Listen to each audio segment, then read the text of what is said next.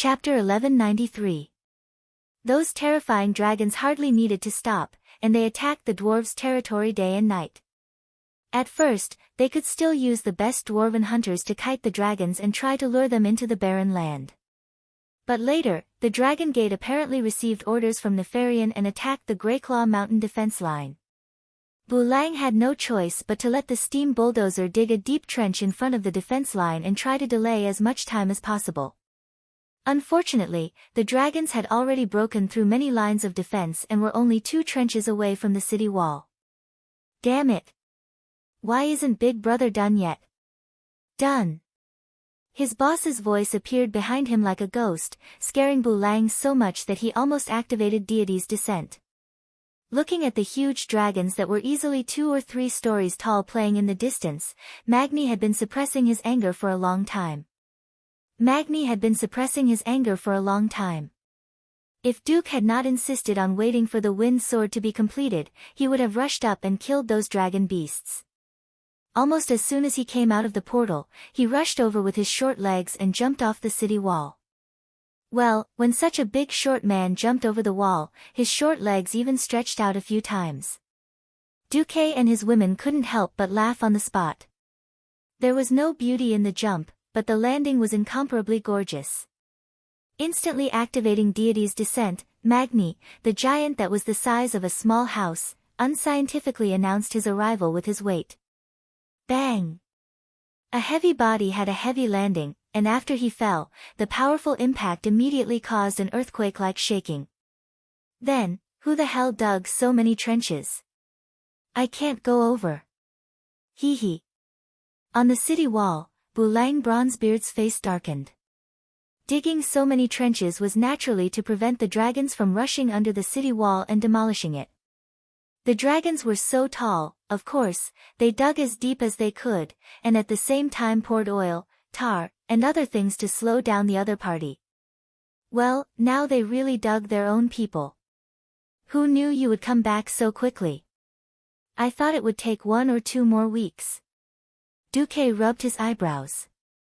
While the Bronzebeard brothers were spitting saliva at each other, he cast Slow Fall and flew over the trench lightly. He had to admit that when Bulang was not a hunter, he was also a talented defensive player. On the surface, the crisscrossing trenches were there to block the enemy. In reality, there were still some dark paths that ran through the entire defensive line. At first, the outsiders did not think that there was a problem with the road. As they walked, they found that the road was getting narrower and narrower. However, the troops behind them would continue to force the people in front to walk, and soon, they would have to face the sharper and sharper traps on both sides of the road. Spiked pits, high-temperature fires, freezing traps, sulfuric acid sprayers. Bulang was using the hunter's skills on the battlefield. Duque concluded that if this guy's heart was cut open, it would definitely be black. Tyrant called out to Duque from behind. Duque, do you want me to go with you? Duque waved his hand. There's no need. I'm just going to have a chat with the dragons.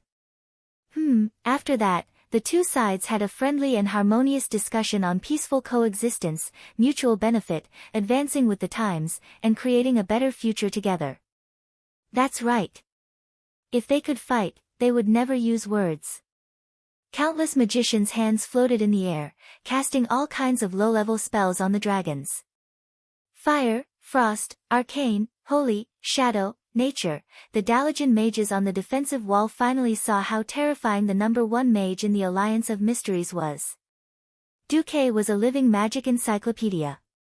He alone was a terrifying existence that 10 mages could not compare to. Every dragon that was messing around and destroying the defense line was hit by 5 or 6 spells almost at the same time. In the eyes of outsiders, the draconic beasts were completely unharmed. Only Duke could clearly see the weakness of each draconic beast in the system notification. In the next moment, Duque's whisper of the wind drifted across the entire defensive line. Dalajan mages, listen up. Flatbread uses fire attacks, Diamond uses frost attacks, Triangle uses arcane spells. After giving his orders, Duque added, leave the rest to me. The mage's heart started beating rapidly. Actually, the method of fighting the dragons had long been tested. It was nothing more than using various elemental attacks to find out which element the dragon's weakness was. However, the situation on the battlefield was ever-changing. Many times, it had been tested. If a few dragons accidentally crossed each other's positions, it would be very easy to mistake them. After the first dragons failed to confuse the alliance with their skin color, Nefarian decided to make all the dragons look the same. This way, it would be very easy to confuse the attackers. Normal mages did not have as much mana as Duque did. They were so free that they could concentrate their mana on the monsters' heads to mark them. Hence, it was very difficult to fight the dragons. The most troublesome thing was that if the dragons rushed in front of them, the normal mages would basically die after using Flash and Ice Barrier. It was not like now, where they could safely stand on the city wall and aim at the targets. Go! Kill them! For the Alliance, let these monsters see the light of Dalajan magic. The mages were excited. It was the climax. They fired with all their might. Duque strolled leisurely in the turbulent flow of elemental energy. Low-level mysticism was destined to be unable to break through high-level mysticism. The difference in levels was too great. The low-level magic would naturally be repelled by the highly concentrated mana on the magic shield around Duque. Duque kept flashing in and out of the battle line. He directly flashed behind the dragons of the nature element and used Duque's moral principles to teach them a lesson. These dragons were the product of extremes. They had extraordinary resistance to attacks and magic of other elements, but against the elements that restrained them, they could deal 10 times the damage. Basically, with the power of Duque's Tang poetry swordsmanship, a single slash would be enough to kill a dragon. The so-called moral principles were to throw it out, pick it up, throw it out, pick it up, throw it out, pick it up. Wait a minute. Something seems wrong. Have I, Duque, ever had moral principles?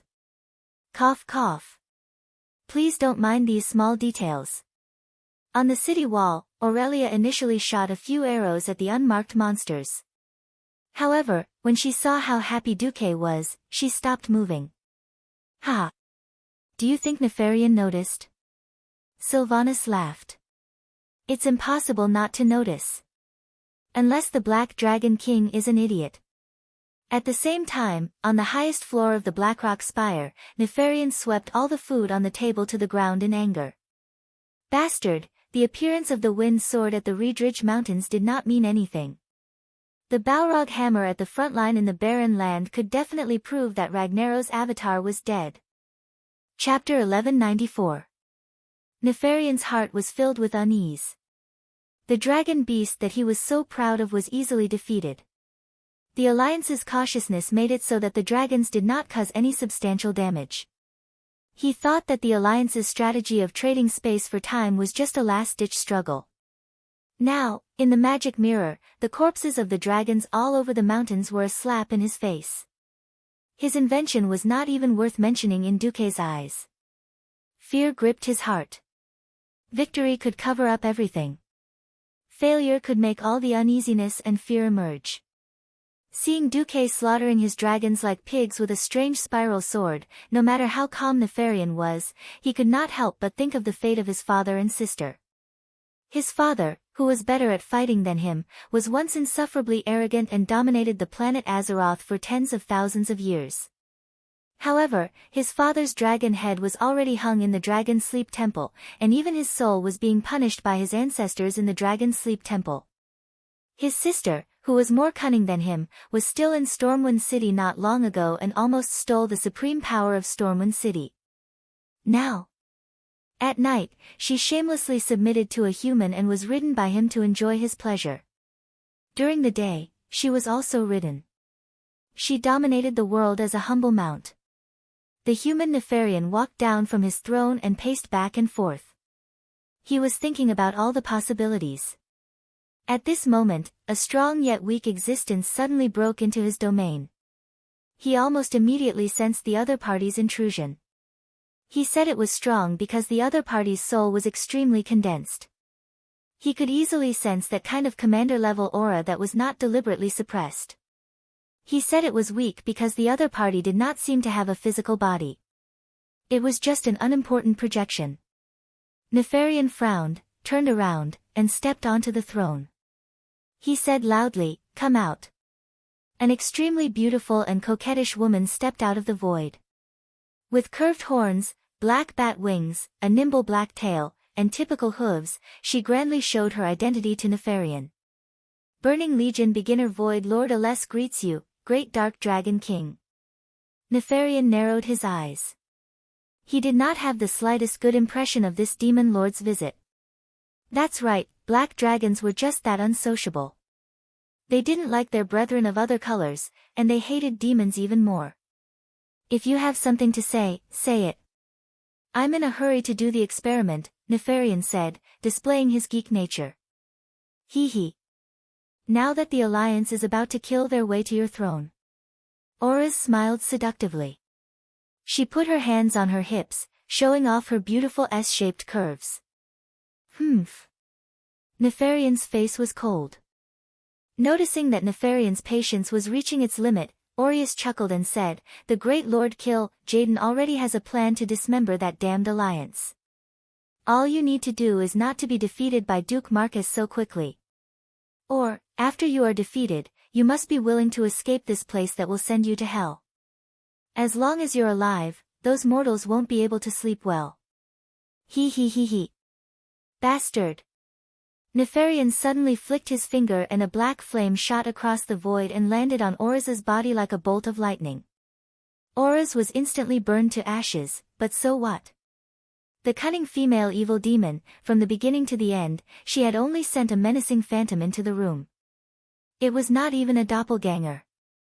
Nefarian was very unhappy. He was so unhappy that he was about to explode like a volcano. Bastard demon. What do you think I, the king of the black dragons, am? Damn it, 3 seconds later, the entire Blackrock Tower was suddenly filled with a terrifying dragon roar that could split the earth and mountains. Roar, in the Blackwing's nest, every single dragon revealed a horrified expression.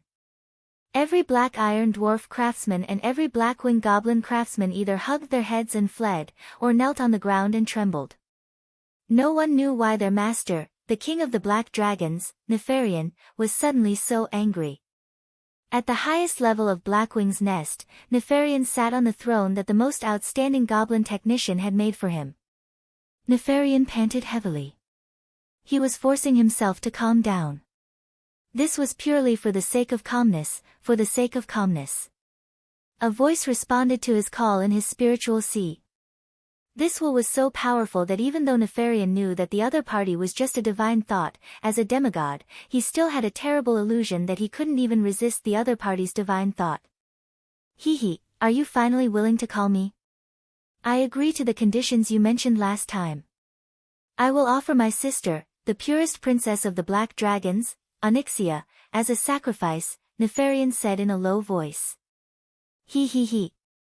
Your so-called sacrificial offering isn't in your hands. Offering something that doesn't belong to you as a sacrifice, are you kidding me? I have endless time to wait, but it doesn't mean that I am willing to wait for endless time. Within 100 days, I want to see my sacrifice. If I don't see it, you know the price." Nefarian trembled all over and finally gritted his teeth. "You will see it. Very good. You will get what you want." The voice finished the last note and floated away. At this moment, on the battlefield in the barren land, the Alliance was cleaning up the battlefield. The ferocious group of dragon beasts had long been slaughtered to pieces. Although these terrible monsters still launched a desperate attack on the Alliance army, they could no longer cause any large-scale damage. After the dwarves' most elite royal secret room guards activated Deity's Descent, they carried the berserk dragons, and then a group of mages concentrated their attacks. Of course, there were more exaggerated ways to fight. Wahahaha. Die, as Duque's mount, a certain princess made a lightning raid, fell from the sky, with sharp and huge dragon claws, grabbed the necks of 2 dragons in one breath, and then with a flap of her wings, climbed rapidly, and finally dropped the dragons at a height of more than 500 meters, playing free fall. Dragons were not giant dragons, they had no ability to fly. So what if their resistance was high? Their own weight, coupled with the acceleration of gravity, was the most terrible killer. Bang! Bang! Bang! Every fall of a dragon was bound to hit a number of dragons as a cushion. If they were hit, it would be a bloody mess, and several corpses would be broken into pieces, indistinguishable from each other. It seemed that Onyxia was addicted to playing with airdropped dragon bombs. Hee hee. Master. Am I not awesome? In the face of the Princess of the Black Dragon asking for credit, Duque always felt that her flight trajectory was funny, for a while, but he could not discourage her enthusiasm, so he could only say, not bad, not bad. At this moment, Duque suddenly felt an inexplicable fear. Chapter 1195. Duque had never experienced such a feeling since he transmigrated to Azeroth. This almost intuitive feeling was not the kind of nonsense that, the left eyelid twitching means you're going to get rich, and the right eyelid twitching means you're in trouble. It was more extraordinary, a feeling that involved the rhythm of fate. This was not an exaggeration. Ever since Duque took part of Ragnaros and Prince Thunderon's divinity, the most obvious feeling was that he was more sensitive to the wind and fire elements. The four elements of earth, water, fire, and wind were the basic elements that formed the world of Azeroth. If he received feedback from Azeroth, Duque would not be surprised at all. System Elf, scan my body, mind, and soul, and analyze my strange reaction just now. Understood, host. The system, which did countless calculations in a second, did not come up with anything in the end. But Duque did not give up. He was not the kind of person who had allergies and would be nervous about everything. He was more willing to believe that this was the warning signal given to him by his brain.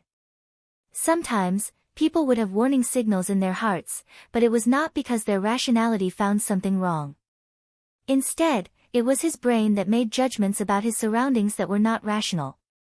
For example, if there was something wrong with his surroundings, the brain's warning system could not directly connect to the human mind. It could only make people feel that something was wrong in a similar way. Something must be wrong. Sitting on Onyxia's dragon saddle, Duque cupped his chin and pondered. Master, what's wrong? Let me calm down. I suddenly feel that something is wrong. Onyxia obediently shut up. Suddenly, a bolt of lightning from the spiritual world struck Duque's mind.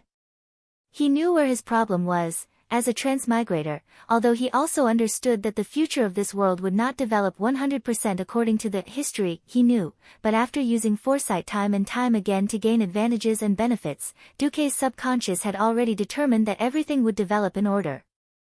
Obviously, this was not possible. The occurrence of some major events required time to ferment and specific conditions to trigger, but there were many events that could erupt unreasonably. Who the F***CK said that Nefarian had to hide in the highest floor of Blackrock Spire like an idiot and wait for Duque to lead the team to slay the dragon? Who the hell said that other forces couldn't take advantage of this opportunity to stir up trouble? There were plenty of people who were qualified to cause trouble. Looking at the bigger picture, the Burning Legion's big three, the 5 ancient gods, and the 4 elemental lords, which one of them did not have the power to shake the world with just a stomp of their feet? The smaller ones were the Lich King, Illidan, the evil god hacker that the forest trolls worshipped, and various giant dragons that were seeking death. Even the smallest forces were innumerable. He gathered all the elites of the Alliance and the Horde to play the hero group, which would greatly increase the efficiency of the exploration. On the other hand, wasn't it like walking on a tightrope? Thinking of this, Duque had a plan. He directly opened the magic message, I am Duke Marcus. There's going to be a major change in the next part of the plan. On the 10th of December, year 21 of the Dark Portal, the Alliance-led crusade against Blackwing's Nest had officially begun. The Alliance had invested almost all the strong players they could, but for the Horde, the Alliance surprisingly only wanted 2 strong players, Grom Hellscream and Bloodhoof Cain. Forget about Varrock, they didn't even want Wajin. Blackwing's Nest was obviously a special area.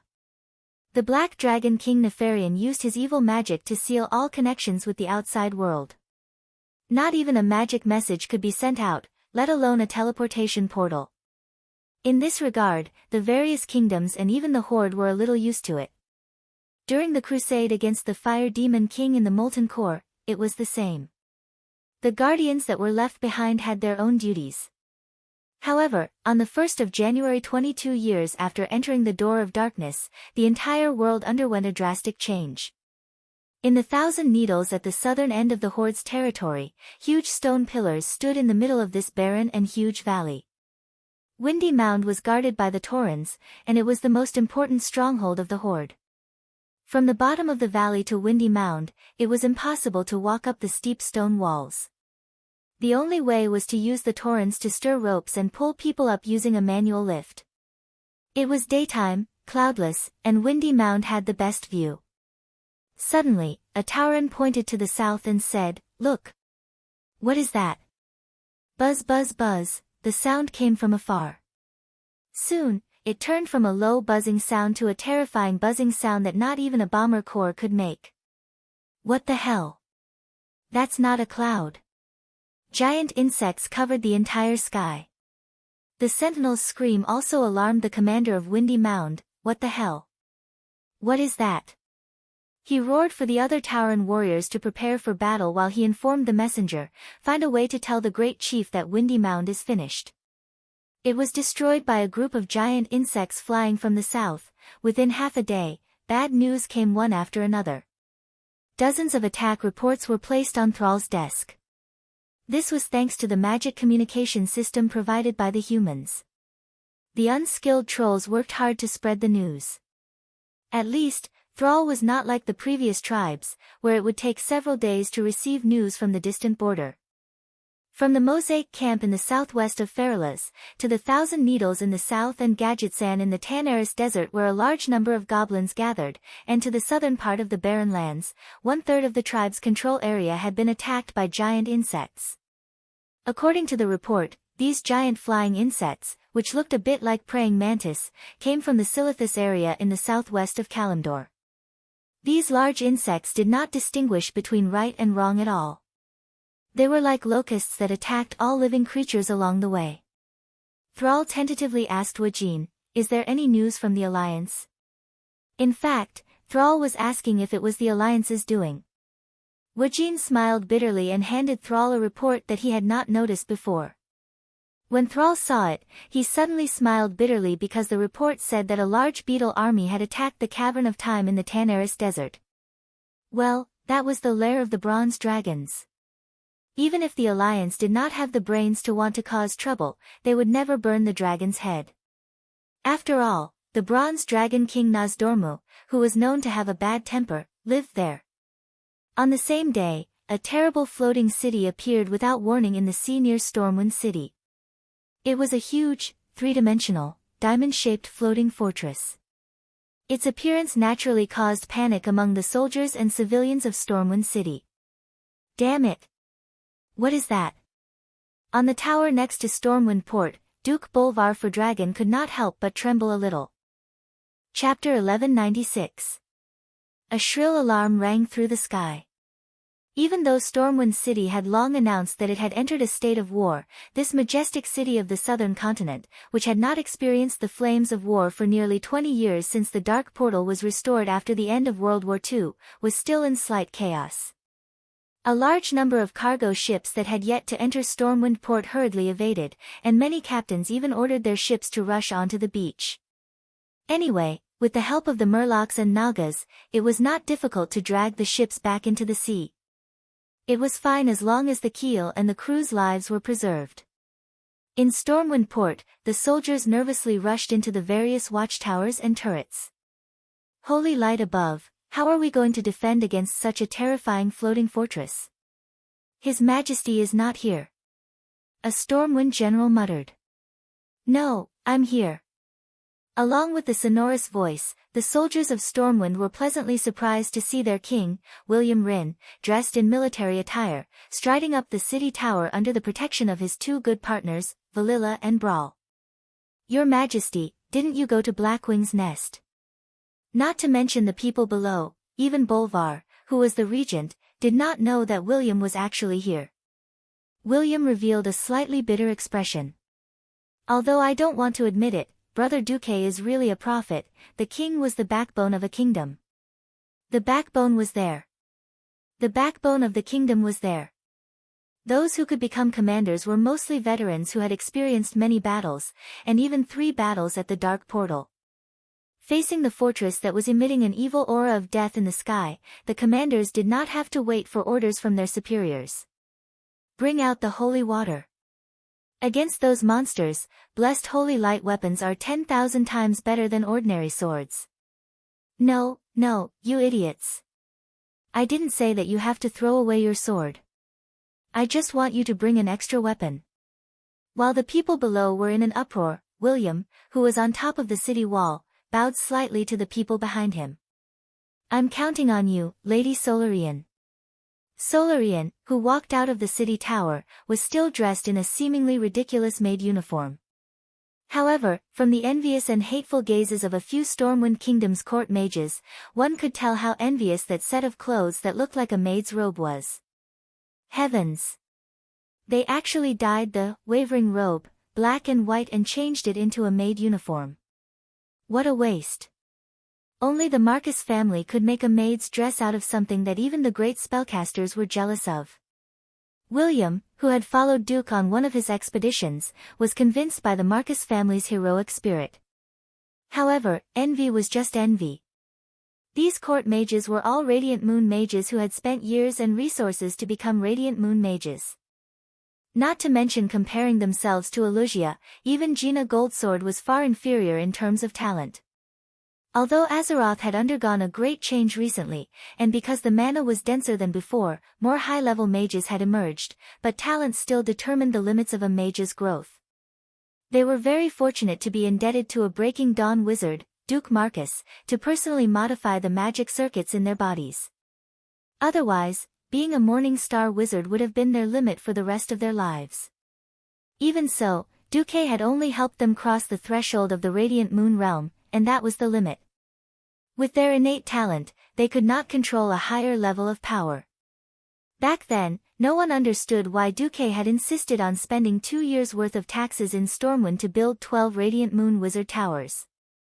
Everyone was even more confused as to why Duke would spend so much effort to groom 12 Radiant Moon archmages who were not qualified enough. Now, everyone knew.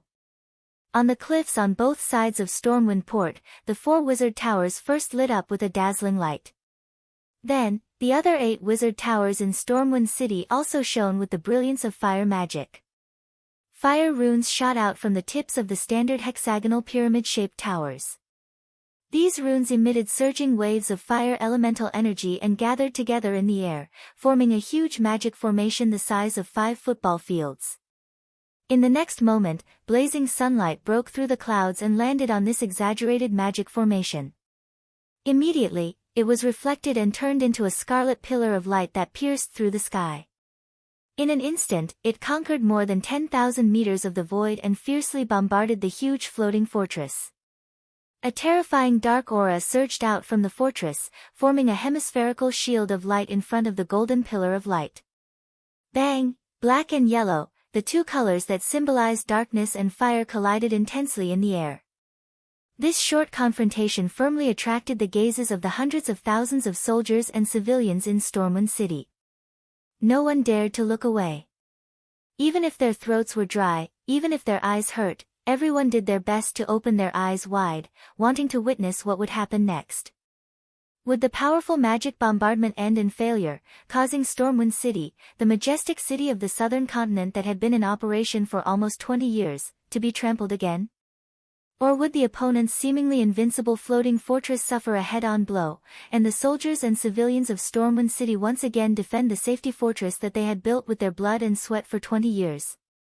The answer would be revealed in the next 3 seconds. 1 second. 2 seconds. Abruptly, the thick black light shield finally caved in like a boulder that had been smashed by a tremendous force. It let out an earth-shattering crack. In the next moment, it was as if time had frozen. Everyone could clearly see that the black protective shield had been completely pierced.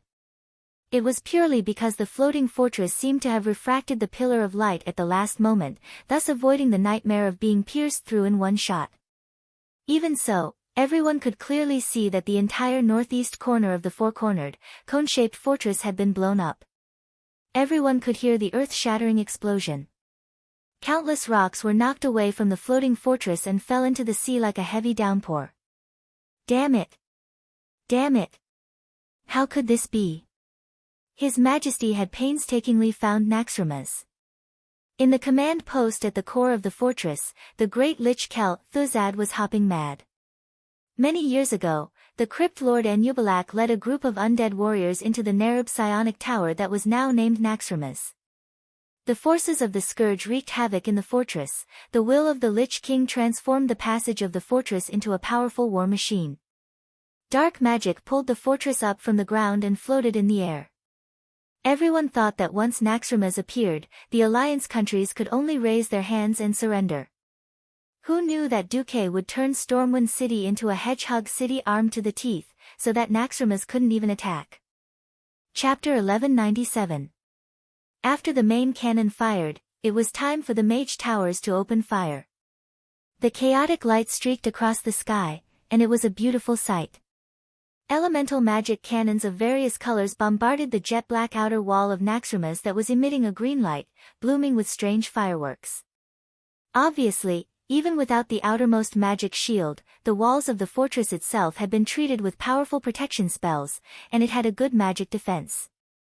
In each mage tower, the magic apprentices were the lowest-level magic craftsmen, and also the cannoneers of the magic cannons. They hurriedly followed the operating procedures and channeled magic power into the huge magic cannons that were similar to magic staffs, and then blindly poured the firepower into the huge fortress in the sky. And the intermediate sky rank mages were busy in all the important parts of the mage tower. Usually, the mage tower rarely opened fire. After all, it would cause panic among the citizens, and it would also consume magic gems that were more expensive than gold. Without actual combat experience, all kinds of situations could be said to be endless. Solarian stood at the top of Duque's mage tower, looking at the scene in the magic mirror expressionlessly. As the full agent of Duque, she had almost 90% of the authority of this mage tower. She ordered expressionlessly, open all the elemental furnaces, and complete the magic charge as soon as possible. If this floating fortress doesn't roll away, then give it another shot. The higher-ups moved their mouths, and the people below broke their legs. Below them, there was a commotion. In the floating fortress of Naxxramas, if the dead could have any other color, it would be ashen. Unfortunately, it was not possible. "My lord, what should we do?" A lich bowed and asked Kel Thuzad. Kel Thuzad exuded a strange aura, and his red eyes flickered non-stop. In the end, his strange skull with two pairs of horns moved. The mortals have indeed given us an unexpected surprise, but this does not mean that they are qualified to ignore the majesty of my lord. Go, spread the glory of my lord, and then we will go to the Iron Furnace Castle. It was as if a meteor shower fell from the sky. Every Alliance soldier knew that it had nothing to do with beauty and nature. It was a huge patchwork monster, or a large zombie monster. Storm City could protect hundreds of thousands of people in the city from harm, but it could not protect the civilians outside the city. William was helpless as he watched the gigantic floating fortress fly away from Stormwind City and wreak havoc in the surroundings. William's irritable side came out.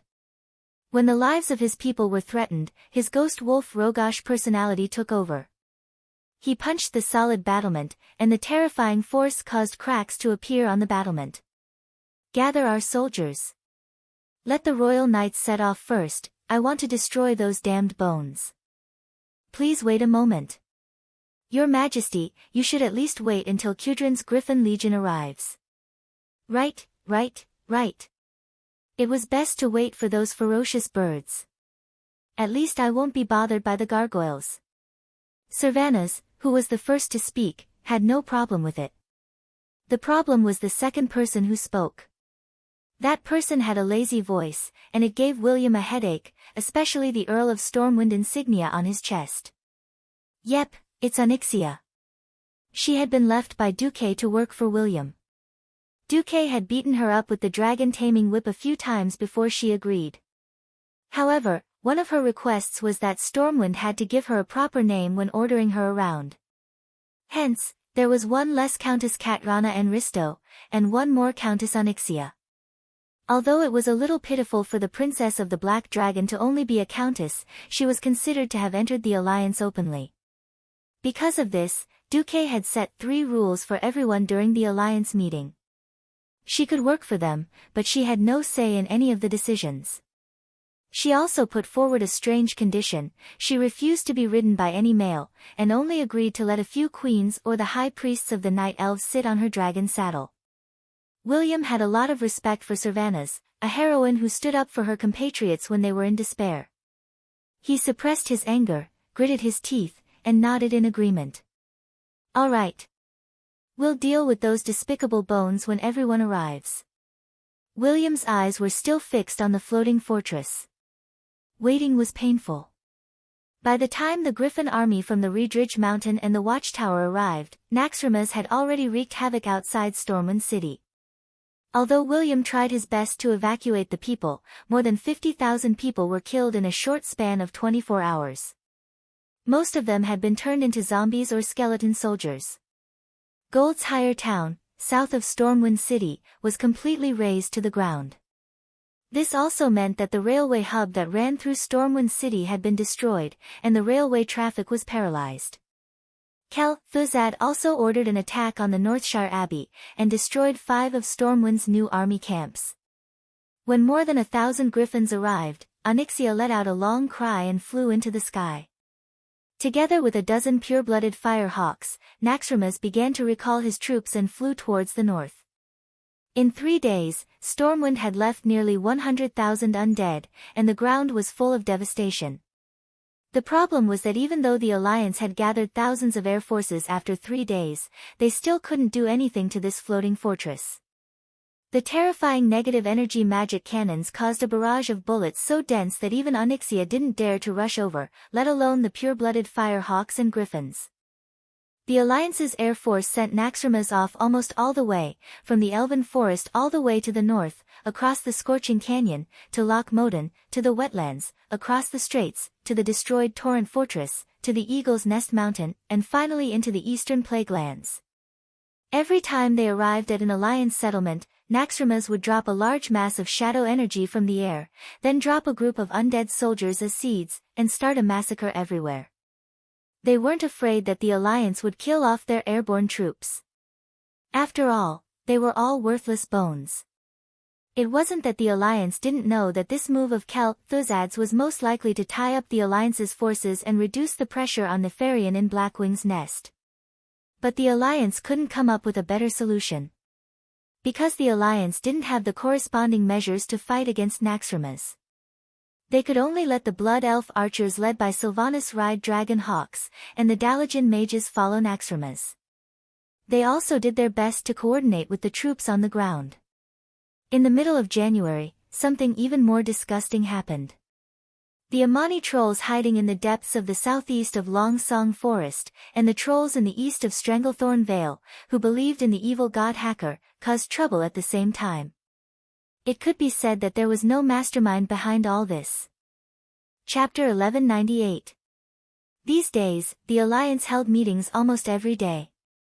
Everyone was glad that Duque had left most of the strong people in the hero group behind at the critical moment, but they were also worried about Naxxramas' shameless tactics. Obviously, what Duque said before he left should be correct. Arthas, who had become the Lich King, had not yet awakened. If an enemy came, it would at most be Arthas's adjutant, Kel Thuzad. The problem was that Kel Thuzad was also very disgusting. If the Lich King was excluded, the Alliance and the Scourge army would set up a battle formation, and the Alliance's millions of troops would definitely beat the Scourge army to pieces. But Naxxramas was leading the Alliance's main force in circles. If they didn't care about it, it would create a 1,000-mile undead paradise. Who cared? Naxxramas flew at a speed of 30 to 40 kilometers per hour. It flew in a straight line in the sky and broke its legs on the ground. Even the strongest cavalry, 1 man and 3 horses, couldn't follow Naxxramas and run 5 to 600 kilometers a day. Fortunately, the Alliance had enough griffins now. 20 years ago, they had fully trained them, which was why they had the huge scale of more than 3,000 adult griffins. If it was the second battle at the Dark Portal, including the old and the young, the griffins that could fight were only 1,000. The Griffin Legion was thoroughly exhausted. Apart from Onyxia and the dozen or so pure-blooded firehawks, no air force could withstand it. All kinds of plans, regardless of whether they were feasible or not, were put on the table. In the end, there were 2 more reliable ones. One was to build a large number of dwarven airships, load them with a large number of explosives, and crash into Naxxramas when they self-destructed. The other was to build a super-floating mothership that could rival Naxxramas. Of course, no matter which plan it was, it couldn't be done on the spot. Even if the gnome master craftsman Jurbin had an IQ of 300, it couldn't be like some shameless transmigrator who could directly turn a blueprint into a blueprint. This was because in industrial machinery, the role of almost every gear and every transmission bearing needed to be constantly tested and debugged in practice to produce a relatively perfect set of machinery. The ready-made airships were all rubbish with a big balloon hanging on it. A single gargoyle could make the whole ship full of people fly in the air. There was still a long way to go to make an airship that could fly in the sky with just a propeller. In the end, the Alliance had no choice but to divide their forces. In the north, in the Sin Dorii kingdom, the famous troll killer Aurelia was leading Lore, Thema and the other blood elves, as well as some radiant moon mages, to suppress the uprising of the Amani trolls. The various kingdoms evacuated their citizens as much as possible, gathering them in the main cities with stronger defenses. On the southern front, Varian and the other 2 would lead the Stormwind army to deal with the trolls who worshipped the evil god Hacker in Zul, Europe. The rest of the powerhouses chased after Naxxramas, while the elite troops played regional defense. Whichever kingdom they went to, the troops of that kingdom would surround and intercept Naxxramas's undead troops. As for the tribes in the Kalimdor continent that were beaten like dogs, none of the eastern kingdoms had the time to care about them. In Kalimdor, Sar was also badly battered. South of the crossroads in the barren lands, all the newly built villages of the tribes had been destroyed by the flying insects. The death toll was close to 20,000. More than 40,000 orcs and 20,000 taurens had lost their homes. This was because the tribe's territory was relatively barren and sparsely populated. Sar didn't dare to imagine what would happen if the insects of Silithus attacked Duroder. The only fortunate thing was that the Night Elves and Queen Proudmoore of Theramore responded to the tribe's request for help and promised to send reinforcements as soon as possible. The army needed time to assemble, and the southernmost territory of the Night Elves, Grey Valley, was more than 2,000 kilometers away from Silithus. It was impossible to send the main force. The only ones who could come were the sentinels of the Feathermoon stronghold stationed on Sardo Island in the southwest of the Kalimdor continent. But no one expected that on the 5th of February, the undead floating fortress Naxxramas, which had disappeared from the eastern kingdoms, would attack the trolls' territory, Darkspear Island, in the middle of the night. On the 7th of February, they attacked the Horde's main city, Agrima. On the 10th of February, they attacked the Tauren's main city, Thundercliff. Because the Horde seriously lacked long-range attacks. The destruction and casualties caused by Naxxramas to the Horde were at least 3 times that of the Alliance. More than 50,000 soldiers and civilians of the Horde died in battle. The vitality that they had recovered after crossing the Kalimdor continent could be said to have been swept away once again. On the 11th of February, after almost sweeping Thundercliff, Naxxramas turned around and seemed to be ready to attack Agrima again. Sal, who was almost forced to a dead end, finally officially announced that he would accept the Forsaken into the Horde and continue to provide support for the Horde's Mage Corps. When Anastrian led the former members of the Silver Moon Council to repel the attack of Naxxramas in Agrima, the orcs burst into thunderous cheers. Unfortunately, Sal couldn't laugh. This was because the deputy commander of the Alliance, Turalian, who now had full authority over the Alliance's military, sent a diplomatic note, announcing that the Alliance reserved the right to investigate the Forsaken leader, an Astrian Sunstrider, for defecting to the Scourge army, betraying Kuel Salus, and creating a large number of crimes against the living. The relationship between the Alliance and the Horde suddenly fell to a freezing point. The Night Elves and Theramore's reinforcements all stopped. In fact, it became the Horde alone against the swarm from Silithus. They didn't know what was wrong with those insects, but they only attacked the Horde and did not touch the Alliance's Feathermoon stronghold and Theramore. This was obviously to drive a wedge between the Alliance and the Horde. In Lordaeron City, after hearing the battle report, Turalyon was silent for a long time. In this magic version of the online conference, Turalyon sighed as he looked at the Alliance's big shots in the magic mirror. Basically, I can confirm that this is the work of Jaden the Swindler. Only he can link up with so many terrifying forces to attack the Alliance and the Horde together. Is there any way to solve this? Queen Jaina asked. Turalyon shook his head. Please forgive me for being slow, but I can't think of any good ideas. Tyrande also sighed. Can we only wait for Duque to deal with Nefarian and come out? Since none of us have any good ideas, it seems that this is the only way. The big shots of the Alliance fell into the deepest silence. Duque, who everyone had high hopes for, was having a headache.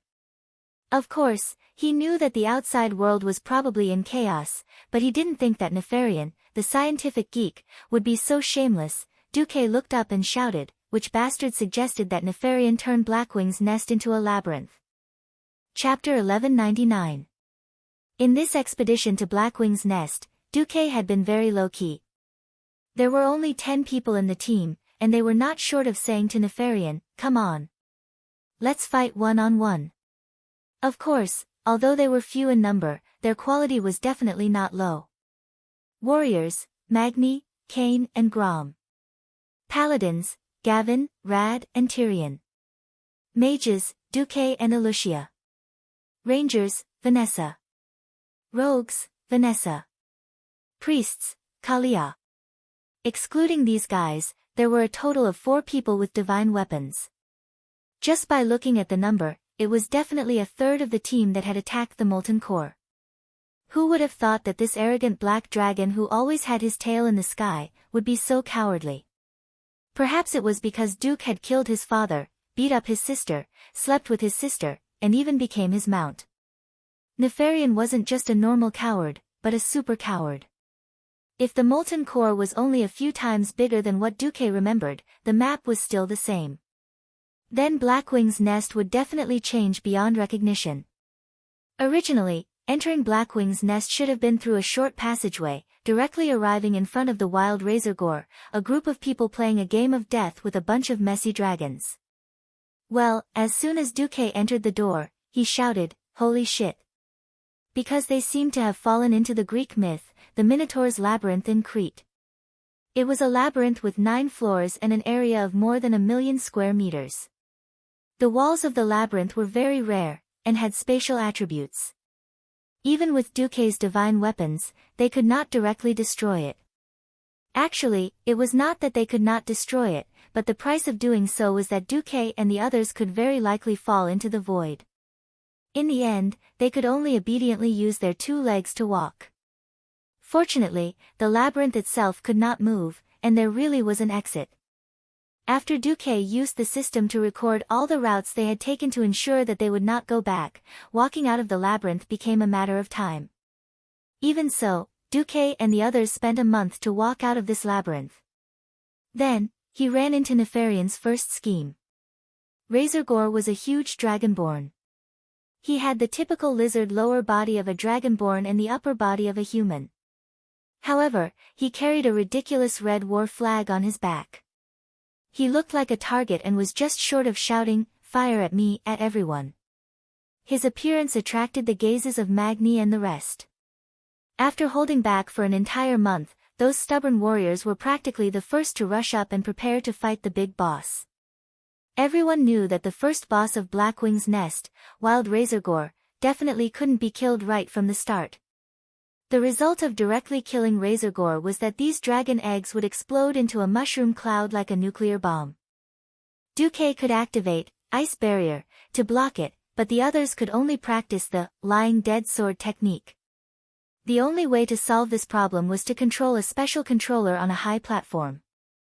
Through it, they could temporarily control Razor Gore to dismantle all the dragon eggs. Seeing that the three warriors had almost reached the charging distance, Duque's face darkened. He could only suddenly shout like a charlatan. Wait! We can't kill that guy now. Do you see the flag on his back? It says in Draconic, after this battle, we'll go back home to get married. That's clearly a cursed flag of certain death. Don't kill him first. Anyone who kills him will have to die with him. Ignoring the fact that the three warriors who were born with low intelligence really had, I believe him, written all over their faces. So what? The other six felt that Duque was just spouting nonsense. The only thing stopping them was Duque's prestige. I can feel the pulse of fate. I'll control this guy to dismantle the dragon eggs. You guys deal with those guys that jump out. Duque couldn't care less about the boss chasing after him.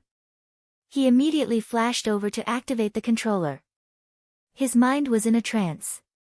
The next moment, Duque discovered that he had become Razor Gore. Then, Duque felt a headache coming on. If this was a game, he could dismantle the eggs by pressing a button. But what should he do here? Just as Duque was thinking about how to find the skill to smash eggs after he transmigrated into a dragon, a large number of orcs started jumping out from the dark corners of the hall. Wait, I need someone to drag them along. Just as Duque was about to say his strategy, he realized to his shock that he had underestimated this hero group. You traitors of the tribe. Cain was playing whack-a-mole. He smashed every orc he saw, turning them into minced meat. As he played whack-a-mole with the Fire Lord hammer, he complained, "Aren't you going to capture them and make them repent in front of your ancestors' graves? Forgiving these traitors is our ancestors' business.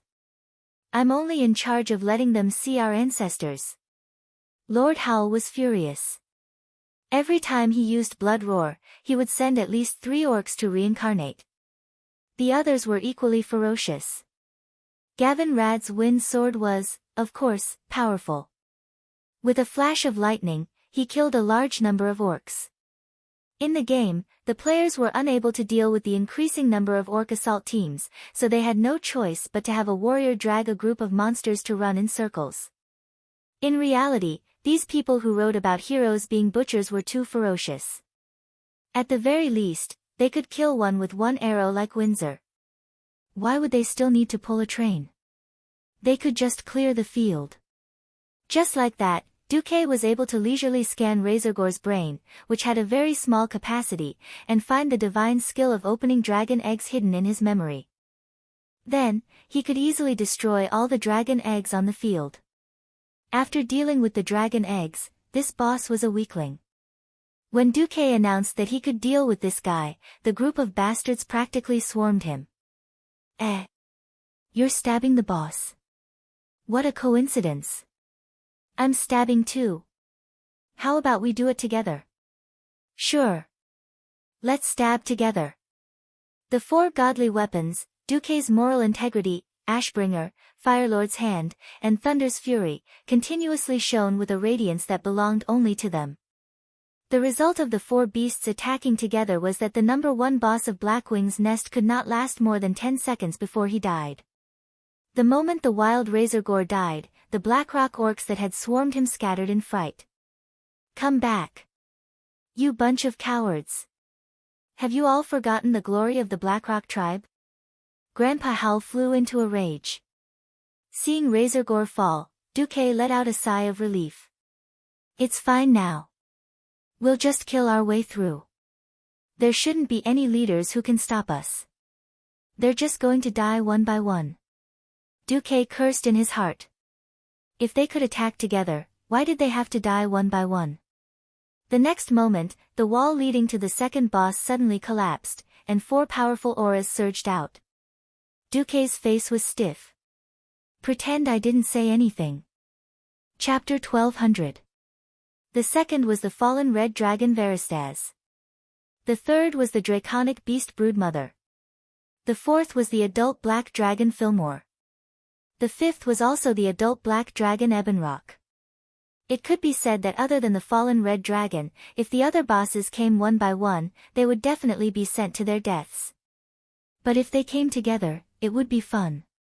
The ancient red dragon Veristaz's movements were incomparably ferocious. A pair of scarlet claws tore through the wall in front of him as if it was a piece of paper. He was clearly using the most direct method to tell Duque and the others what an ancient beast was, but his mouth was muttering something that made one's heart ache. Duke Marcus. It's too late.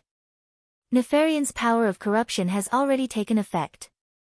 I can't control myself. His hatred and anger have made me unprecedentedly powerful. Run, mortals.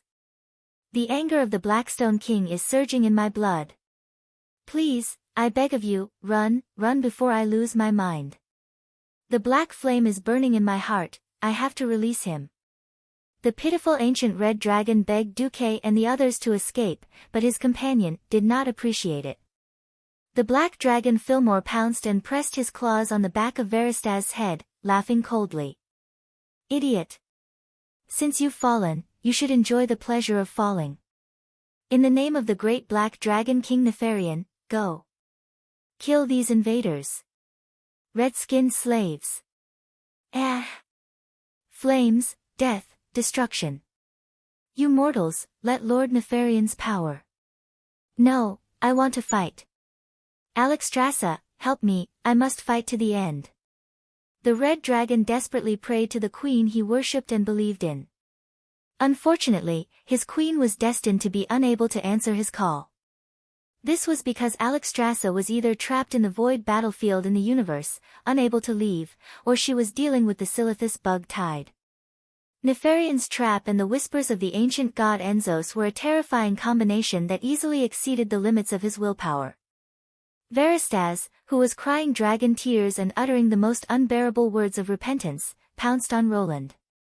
On the other side, Magni, Grom, and Cain shouted the same name, Duque. The more dangerous the situation was, the more they needed a clear order and a unified will. At times like this, even the wrong order was 10,000 times better than doing nothing. Duque's expression was firm and his gaze was firm.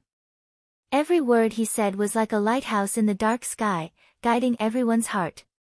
Old Bull Dragon Beast, Shorty Double Flight, Gavin Red Dragon, focus fire with me. There were only 10 people, yet they had to face 4 bosses at once. If it were any other team, they would have already chosen to bow their heads to fate and await death in despair and fear. They, on the other hand, had gone through so many trials and tribulations along the way. When had they not faced terrifying existences that transcended the mortal world as mere mortals? The Lich King, Archimonde, Ragnaros, he wrote his will again and again, but every time he came back, he would throw it into the wastepaper basket with a bitter smile. Looking back, he felt a sense of relief in his heart. A true warrior dared to face the most terrifying life. In the face of evil, someone had to stand up. Since fate had chosen him, then he would use the brightest smile to face the darkest and most hopeless situation. As long as he believed in Duque, he might once again be able to turn the enemy into ashes in the blink of an eye. Ha ha ha ha. Who was laughing so boldly? Ha ha ha ha. Who was it that was facing a tragic death? At this moment where time seemed to stop, everyone in the team suddenly let go of everything. No race, no gender, no occupation. Come on. Let's hurt each other. Let your Grandpa Bull teach you what it means to fight. Cain charged forward violently, crashing straight into the dragon leader, Broodmother Leroy. The 2 huge humanoid creatures crashed into each other like Mars crashing into Earth. This was a clash of strength against strength. This was the purest form of violence between males. The moment the 2 of them crashed into each other, there was a muffled sound like an earthquake. The next moment, both of their feet sank deep into the solid ground. Their muscles swelled, and their veins popped. In just a short second, they had fought countless rounds. Shifting his center of gravity, turning his hand to capture, in the end, Old Bull's technique was better. With a swift twist of his wrist, he grabbed Broodmother Leroy's neck, and then pushed the dragon leader to the exit of the labyrinth like a bulldozer. Gravel flew everywhere, and he pushed the dragon leader to the exit of the labyrinth in one breath. That shorty, Magni, was even more awesome. Not only did he use Deity's Descent, he seized the opportunity when the two adult black dragons were trying to pass through the hole that Veristaz had created and immediately charged over with charge. It had to be said that the Dwarf King's ability to grasp the right timing was impeccable. It should have been 3 giant dragons rushing in one after another into the hall where first boss Razorgar was, but the Dwarf King had let Velistras in, and then moved to block the opening that wasn't too big. A normal powerhouse wouldn't be able to become a door god, but the enlarged Magni was the size of a one-story house. He used his height and width to block in front of the 2 black dragons. If it was someone else, the 2 black dragons would probably have broken through. But Magni was wielding the famous flaming demon hammer. Breaking through meant that they would have to engage in close combat with Magni. Facing that divine hammer that stood at the pinnacle of the fire element, Firemo and Ebonrock were afraid. They decisively unleashed their dragon's breath at Magni. Who knew, God's Descent, was the most impudent move. In this state, the Dwarf King was practically immune to magic. In addition to the fire resistance that the flaming demon hammer gave him, before the effect of God's Descent ended, even a god wouldn't be able to burn him easily. The darned shorty was smug. Come on. Continue acting. Do you want to come and fight with me? Magni almost made the lungs of the 2 black dragons explode from anger. But so what? Before Magni's enhanced state ended, he was undefeatable. However, everyone's focus was still on the battle between the remaining 8 people and the fallen red dragon. Velistras, the infamous fallen red dragon that had caused countless guilds to disband and left countless players with painful and unforgettable memories, was the key to the entire battle. Ha! Master Hal leaped over with a violent aura, scaring Duque so much that his eyeballs almost popped out of their sockets. Damn, you're a weapon warrior, how can you tank a boss? The next moment, Gavinrad's sword slashed over, and it was as if a storm had been stirred up. The powerful nature attribute damage easily attracted the red dragon's attention. Remember. Little red dragon, the person who killed you is called Gavinrad. Chapter 1201. Duque bared his teeth. In the past, Gavinrad was a good young man who knew his place. When he was Duque's bodyguard, he stood guard at the door and didn't ask questions that he shouldn't ask. If anyone dared to come, he would block them. But now that he had a divine artifact sword, the sea. They were all King wild. At least, that was what it looked like. If Magni and Cain walked the path of absolute violence, Gavinrad was more of the technical type. Most of the divine artifacts that appeared in the world were huge weapons. Just the weight alone made Duque want to die. Although, Thunder Fury, Blessed Sword of the Wind Seeker, wasn't as exaggerated as Ashbringer, it was definitely a 2-handed sword that normal people couldn't hold with one hand. But Gavinrad could swing the wind sword like a windmill. Left and right. Because he swung it so fast, it looked like he was swinging a huge whip instead of a lightning sword that looked like a fork. Zap zap zap zap. The terrifying sound of wind breaking rang in everyone's ears. Zap zap zap zap. It sounded like thousands of lightning snakes dancing in the air. The sound of wind and thunder filled everyone's ears. No one noticed that a faint red aura permeated the surroundings. That was Veristaz, red dragon essence.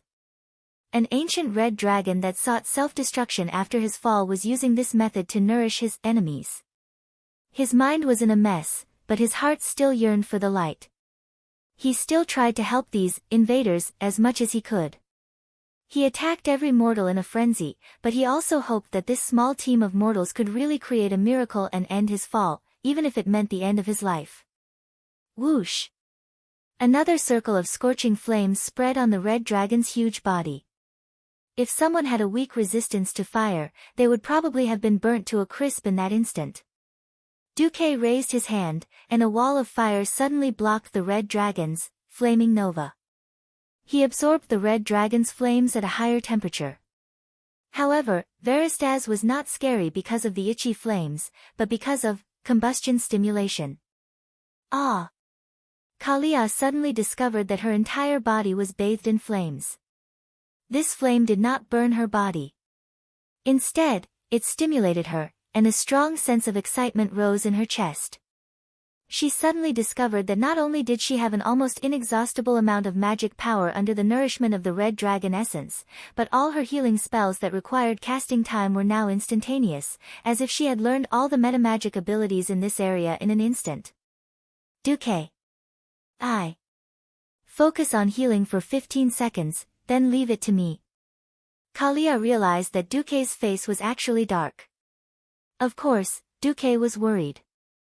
Because in the original history, all the people who were hit by burn stimulation could first deal crazy damage for 15 seconds, and then no more than 20 seconds at most, the excess red dragon magic in the body would exceed the limit that the human body could bear, directly causing the person to explode and die.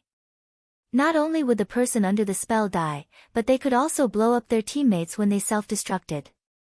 If he had not snatched the divinity of Ragnaros, Duque would not have fought with the fallen Veristaz like this. Perhaps he would have taken a gamble and let Onyxia and the red dragon fight each other. But firstly, Duque always felt that Nefarian would do something bad to Onyxia. Secondly, after snatching the divinity of fire, Duque had a deeper understanding of his own magic control.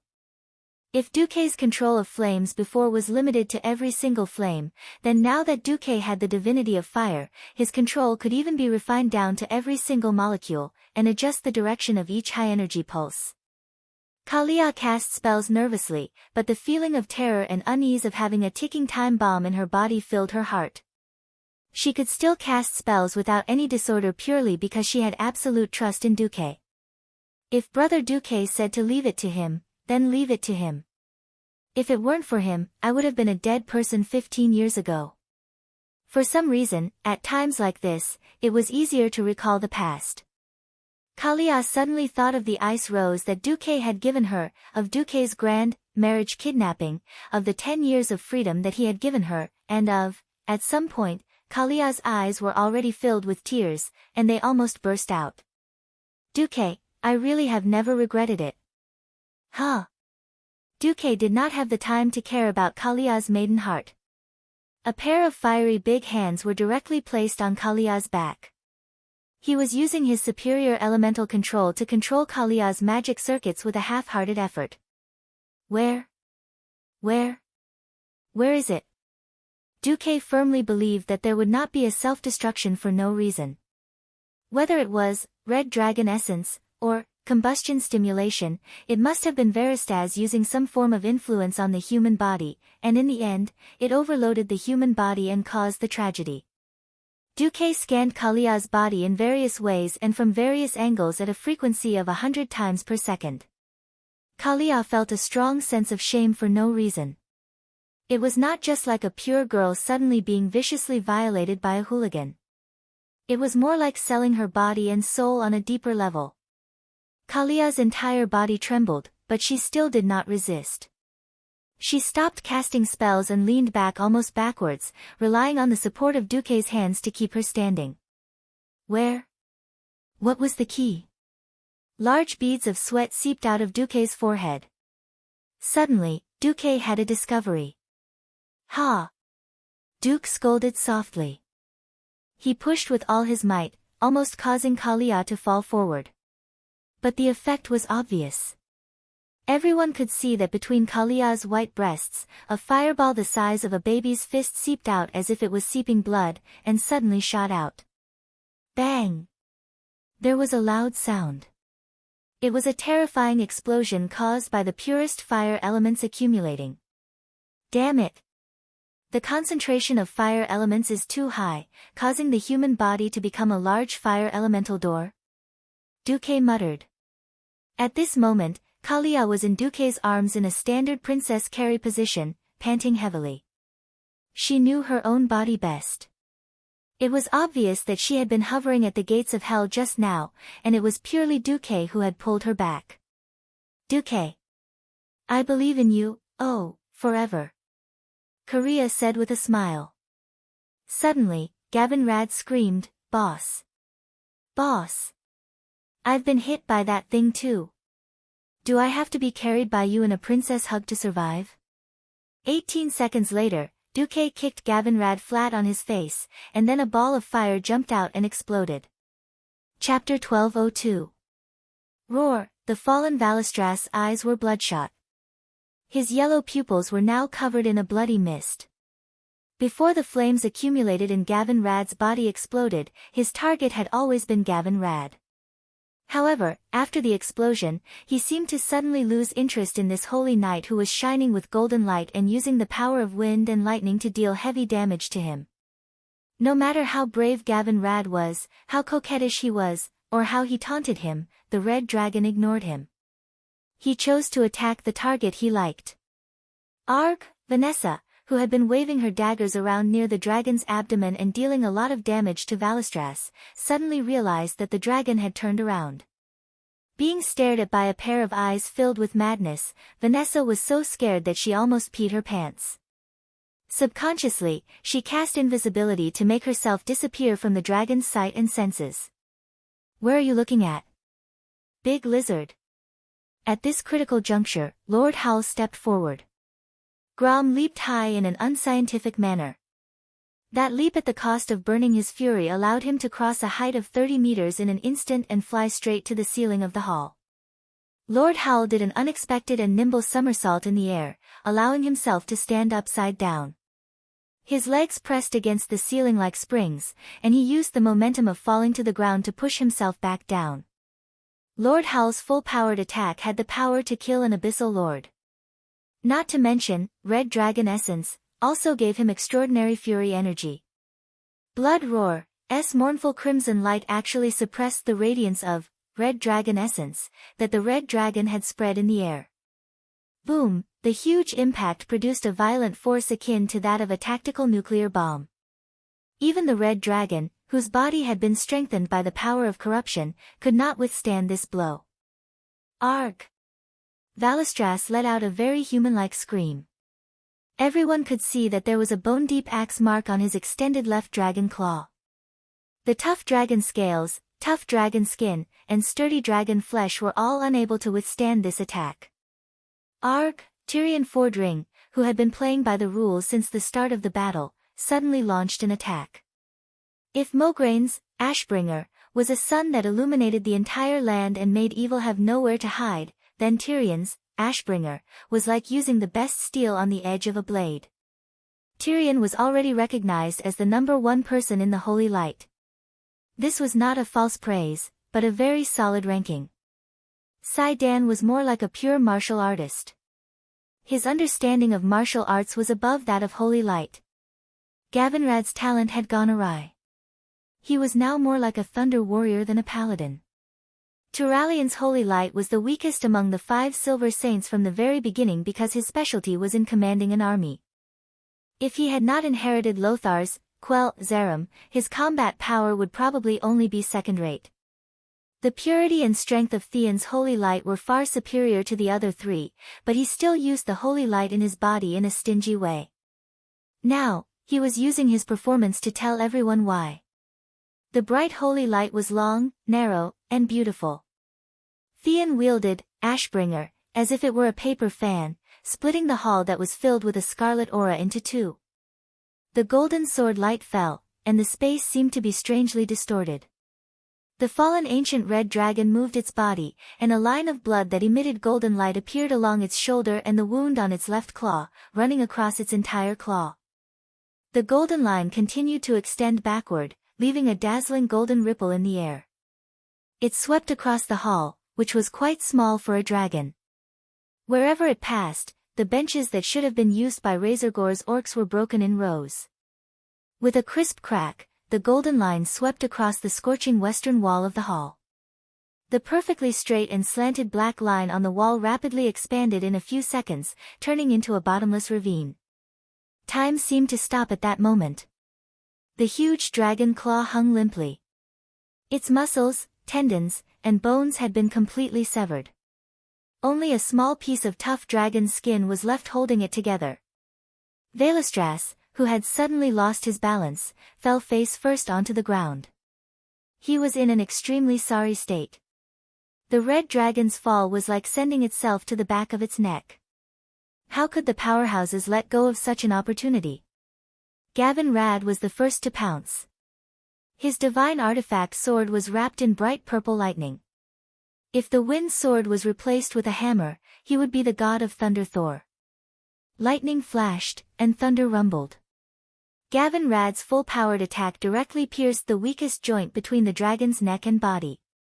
Ah! As Veilostras screamed, his long, snake-like neck snapped in half and bit Gavin Rad out of reflex. Holy light rose, and Gavin Rad activated his invincibility.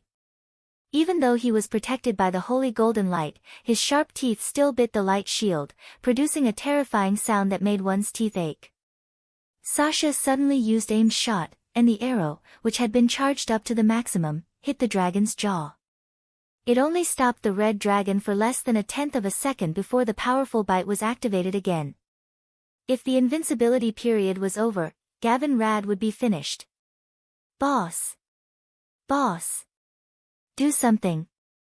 Or I'll die! Gavin Rad was so scared that he almost peed his pants.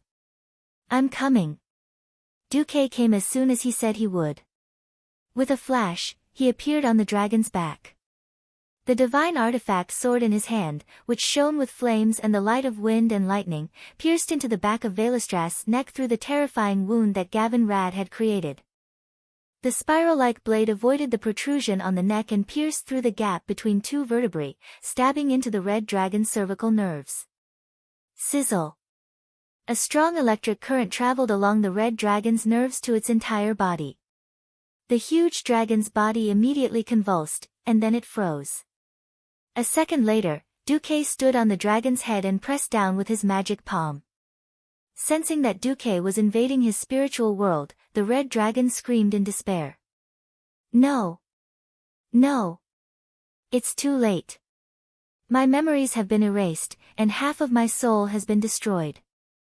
I'll only be a slave to the Black Dragon King. Give up on me. I don't want to make my sins even worse. Ha! There's more than one Nefarian among the so-called Black Dragon Kings. Duque laughed as he raised a 1/5 of platinum high up. This is... Veilostras' pupils suddenly constricted as he felt a coercive force coming from above. Chapter 1203. Just as Duque smashed the platinum disc onto the Crimson Dragon's head, Nefarian, who was sitting on the throne on the highest floor of the Blackrock Spire, jumped up as if his butt had been pricked. He could clearly feel that he had lost control of the Crimson Dragon's soul.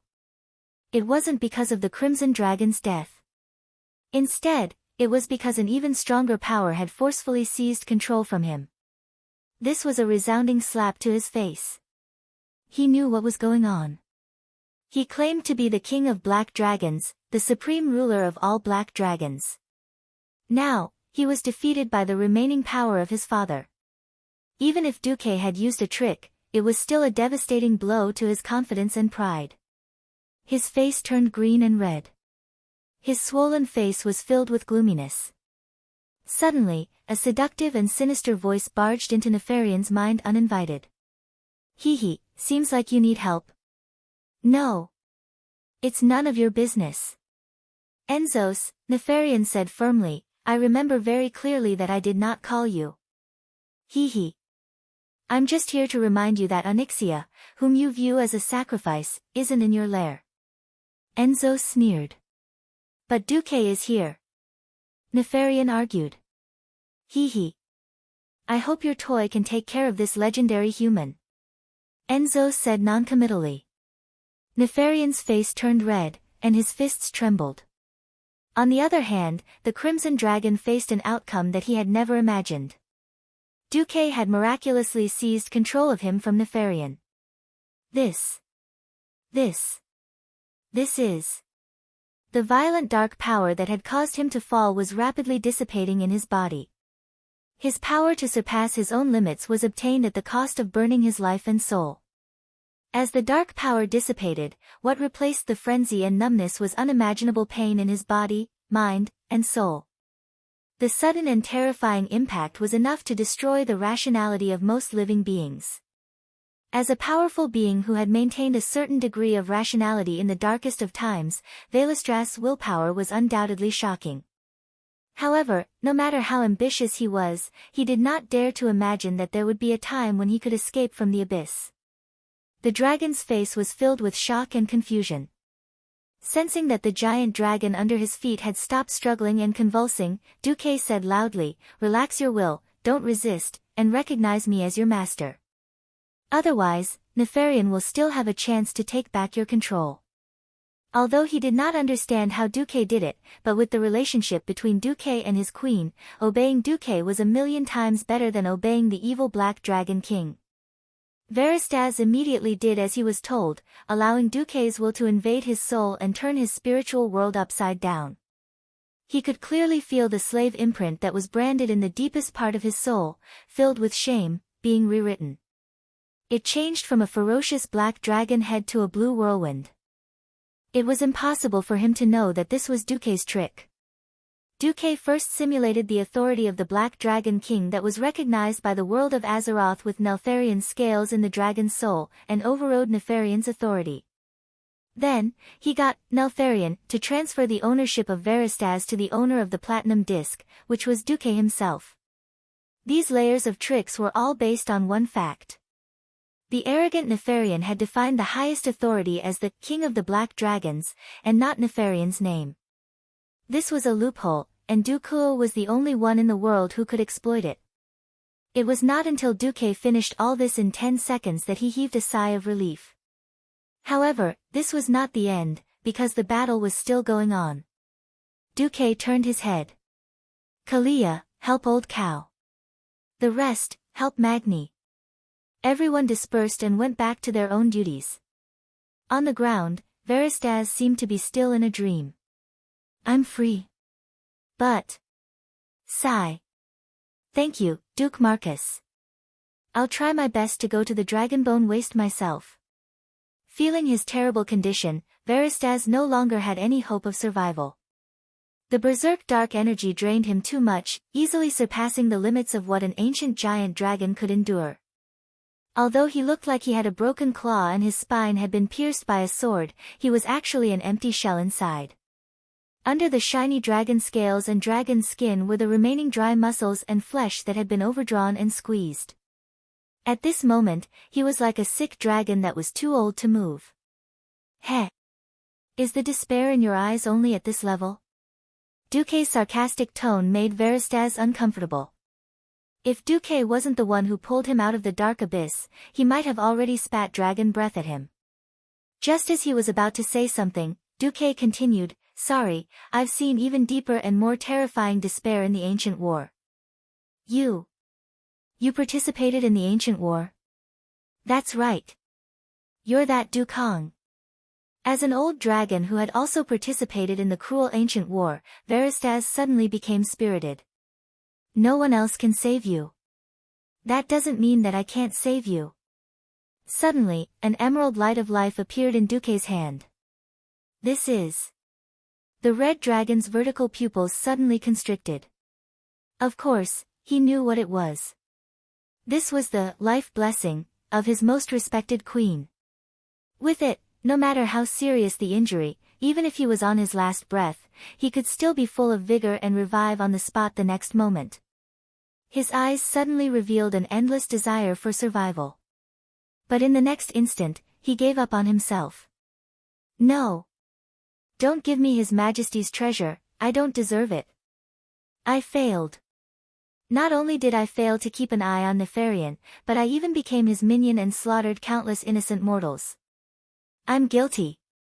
Smack. The red dragon was slapped by a huge palm made of arcane energy. Enough. Do you really want to die like this and let the Doomsday Army have another bone dragon to control? Veristas was frightened by this terrifying future, but he still hesitated. But my soul is damaged, and my strength can never return to before. Ignoring the opinion of this kind but strangely stubborn silly dragon, Duque directly pressed the Red Dragon Queen's life blessing into his head. Following the silly dragon's scream, a powerful life force was injected into his broken body, rapidly healing every wound on his body. His blood vessels that had been tortured by the violent power, his muscles that were bleeding everywhere, and his heart that was starting to fail, everything was reactivated by this life force. Enough. Stop calling me. If you really can't find a future for yourself, go be my woman's mount. Chapter 1204. Duke, the great hoodwinker, was really addicted to hoodwinking mounts. Although Veristaz was not as good at fighting as Onyxia, it could be clearly seen from the system scan that even with Alexstrasza's life's blessing, his combat level could no longer return to the past. His strength and maximum HP were permanently reduced. But in any case, he was still a powerful ancient dragon. Even a broken ship has 3 nails, and even if he fell, it would not be a problem for him to become one of the strongest adult dragons. The only problem was that the system indicated that Veristaz's soul seemed to be damaged, and he had lost the ability to cast spells and use ultimate transformation. In other words, he could only be a melee dragon and mount after he recovered. Duque sighed. He could not expect every dragon to be like Onyxia, who did not have to worry about being taken back after being tamed, and was also very capable. The 4 major dragon clans now had a boss. If the boss did not agree, the young dragons could not change sides. As for young dragons, unless they were brought to the Alliance army on a large scale, they would not be of any use. Powerful ancient dragons were the backbone of the major dragon clans. They were very precious, and they would not change sides for no reason. The only ones that Duque could trick were ancient dragons that had been in trouble. Veristaz's first reaction to Duque's shameless proposal to let him be the mount of Duque's woman was that he was dumbfounded. But on second thought, Duque already had Onyxia, who was stronger, and his subordination fell into Duque's hands. Was he going to let him be the second mount?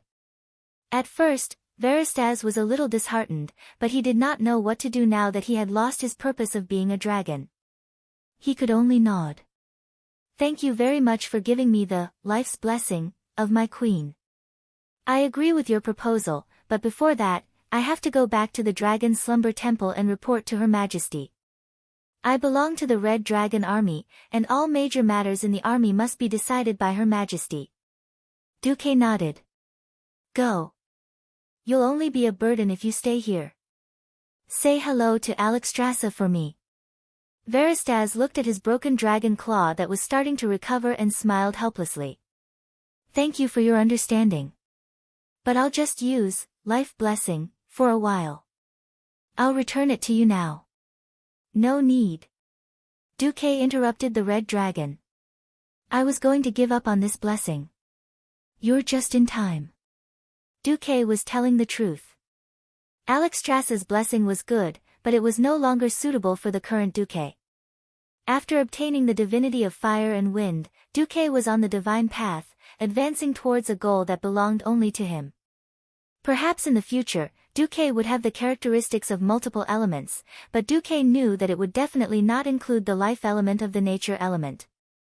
Mages who used fire, ice, arcane spells, and wind and thunder to create destruction were destined to be incompatible with life mages who used healing spells.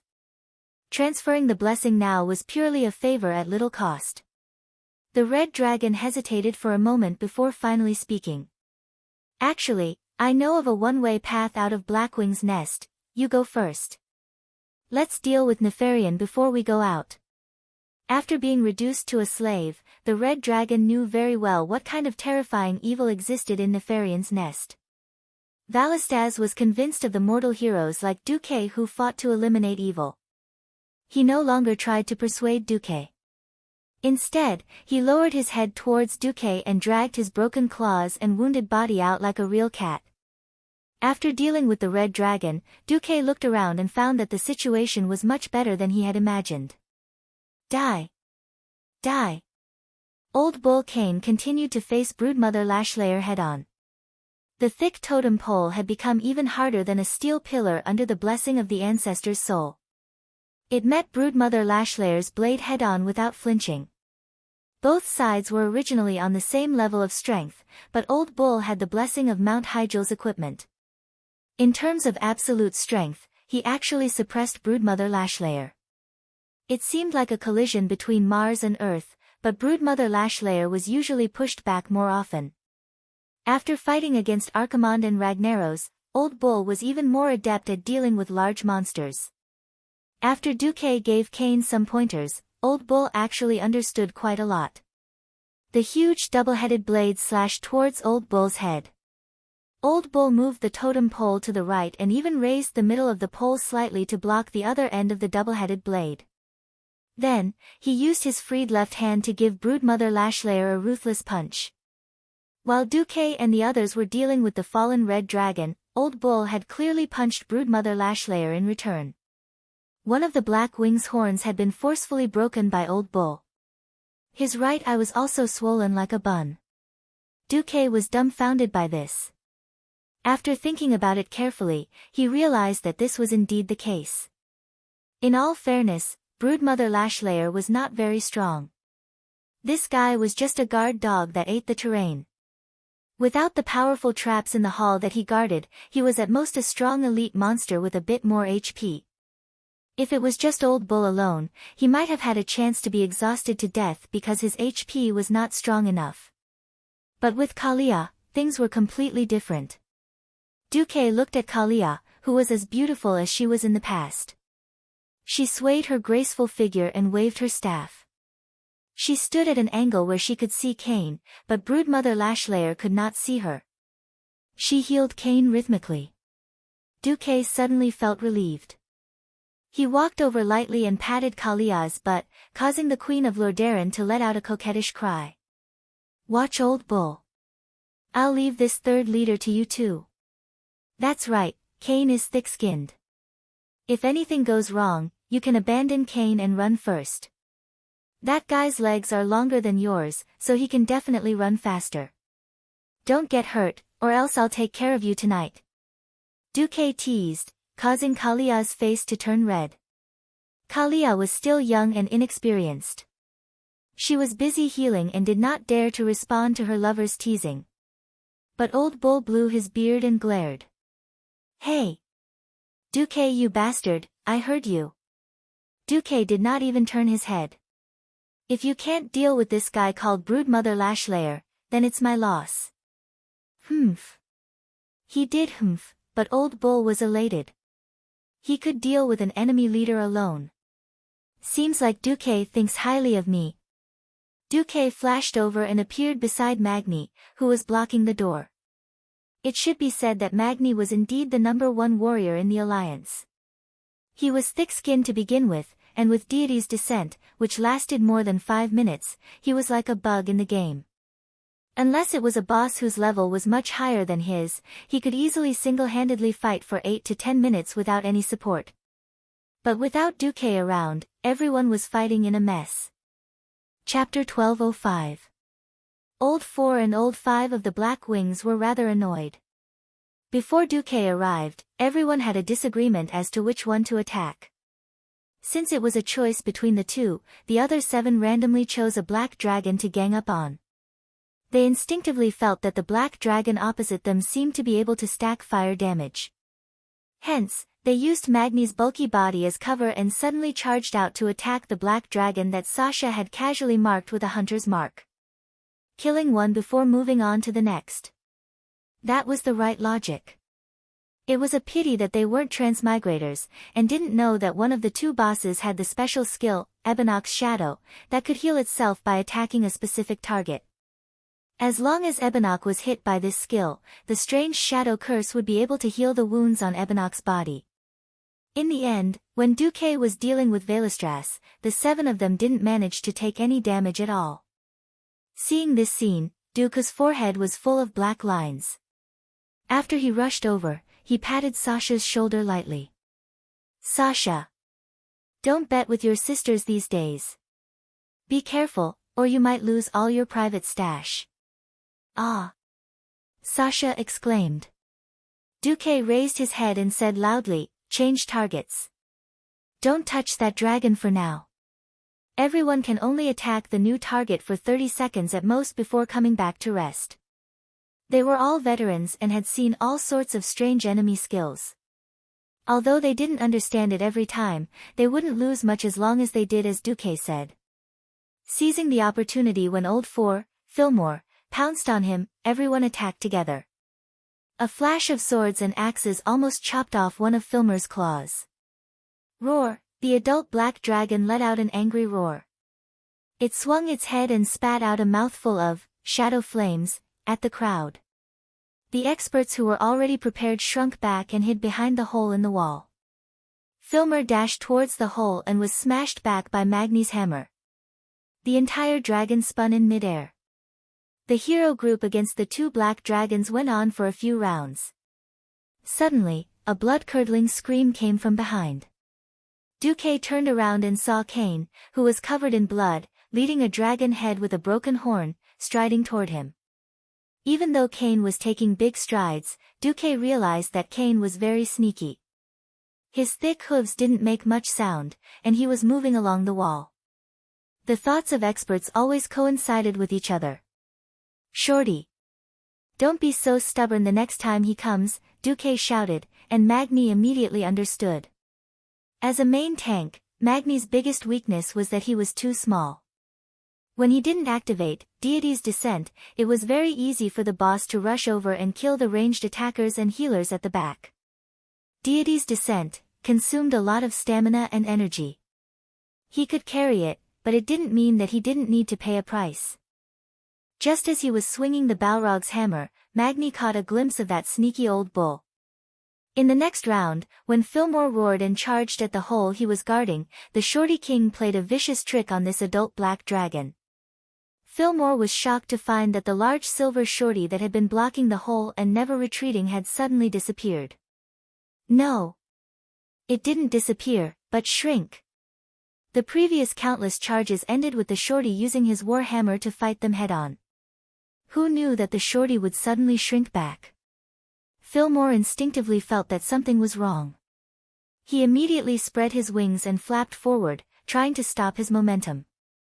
Who knew that the moment the shorty shrank back to his original size, a shining paladin would suddenly rush out, waving a huge sword that looked like a sharp fork. Wind. Chaos. A turbulent flow suddenly appeared in the air. The strong tornado seriously interfered with the black dragon's movements, causing its sudden stop in the air to fail. Then, a wretched tauren suddenly jumped out from the hole, its huge and coarse fingers placed on the tip of Fillmore's flapping left wing. "Come on. Play with me on the ground." When Kane said this, there was a murderous look in his eyes. For some reason, Duque sounded like a weird uncle using a lollipop to trick a little girl to see a goldfish. Basically, the Alliance and Horde warriors all knew Titan's grip. The original intention was to allow warriors to wield two-handed weapons. This skill that could greatly increase a warrior's arm strength and grip strength could be learned with hard work. The specific increase depended on the individual's talent and race's talent. Obviously, the tauren had the most insane increase. Kane was also the most insane among the taurens. Duque could clearly hear the hollow bones on Fillmore's dragon wings cracking. "A whoop!" Fillmore screamed and struggled with all his might. Being forcefully dragged over made him think of many bad things. Unfortunately, no matter how violent a little girl was, she couldn't withstand the strength of a real weird uncle. The old bull roared and forcefully pulled Fillmore down from the air with a movement similar to a shoulder throw, causing him to fall on the ground in an M shape. It wasn't that he wasn't reserved, it was just that the old bull was too violent. Fillmore, who was on all fours, almost instinctively struggled to get up. Who knew that the old bull would shamelessly raise his hands high up and viciously stab the thick totem pole into Fillmore's mouth that was filled with crisscrossed fangs, all the way to the depths of his throat. "Ugh, woo." A woo, Fillmore let out a strange whimper, and the aftermath of the shadow flames flowed out from the corner of his mouth. The scary old bull was unmoved.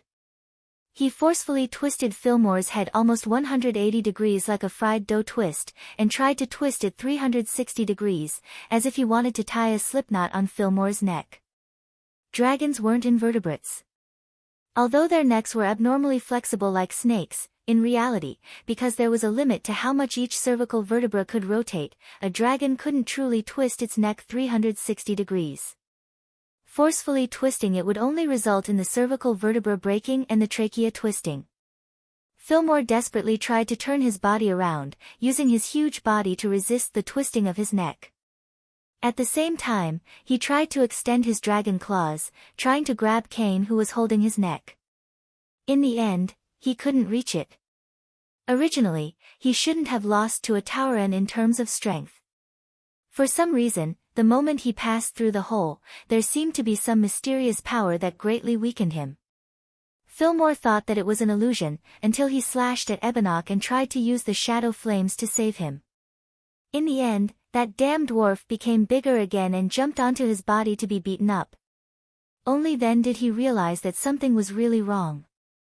Chapter 1206. It was a terrifying power that struck the depths of his soul. Just like how ordinary creatures would tremble in the face of the terrifying firebird of a dragon, Fillmore could not resist the ruling will of the Black Dragon King. No.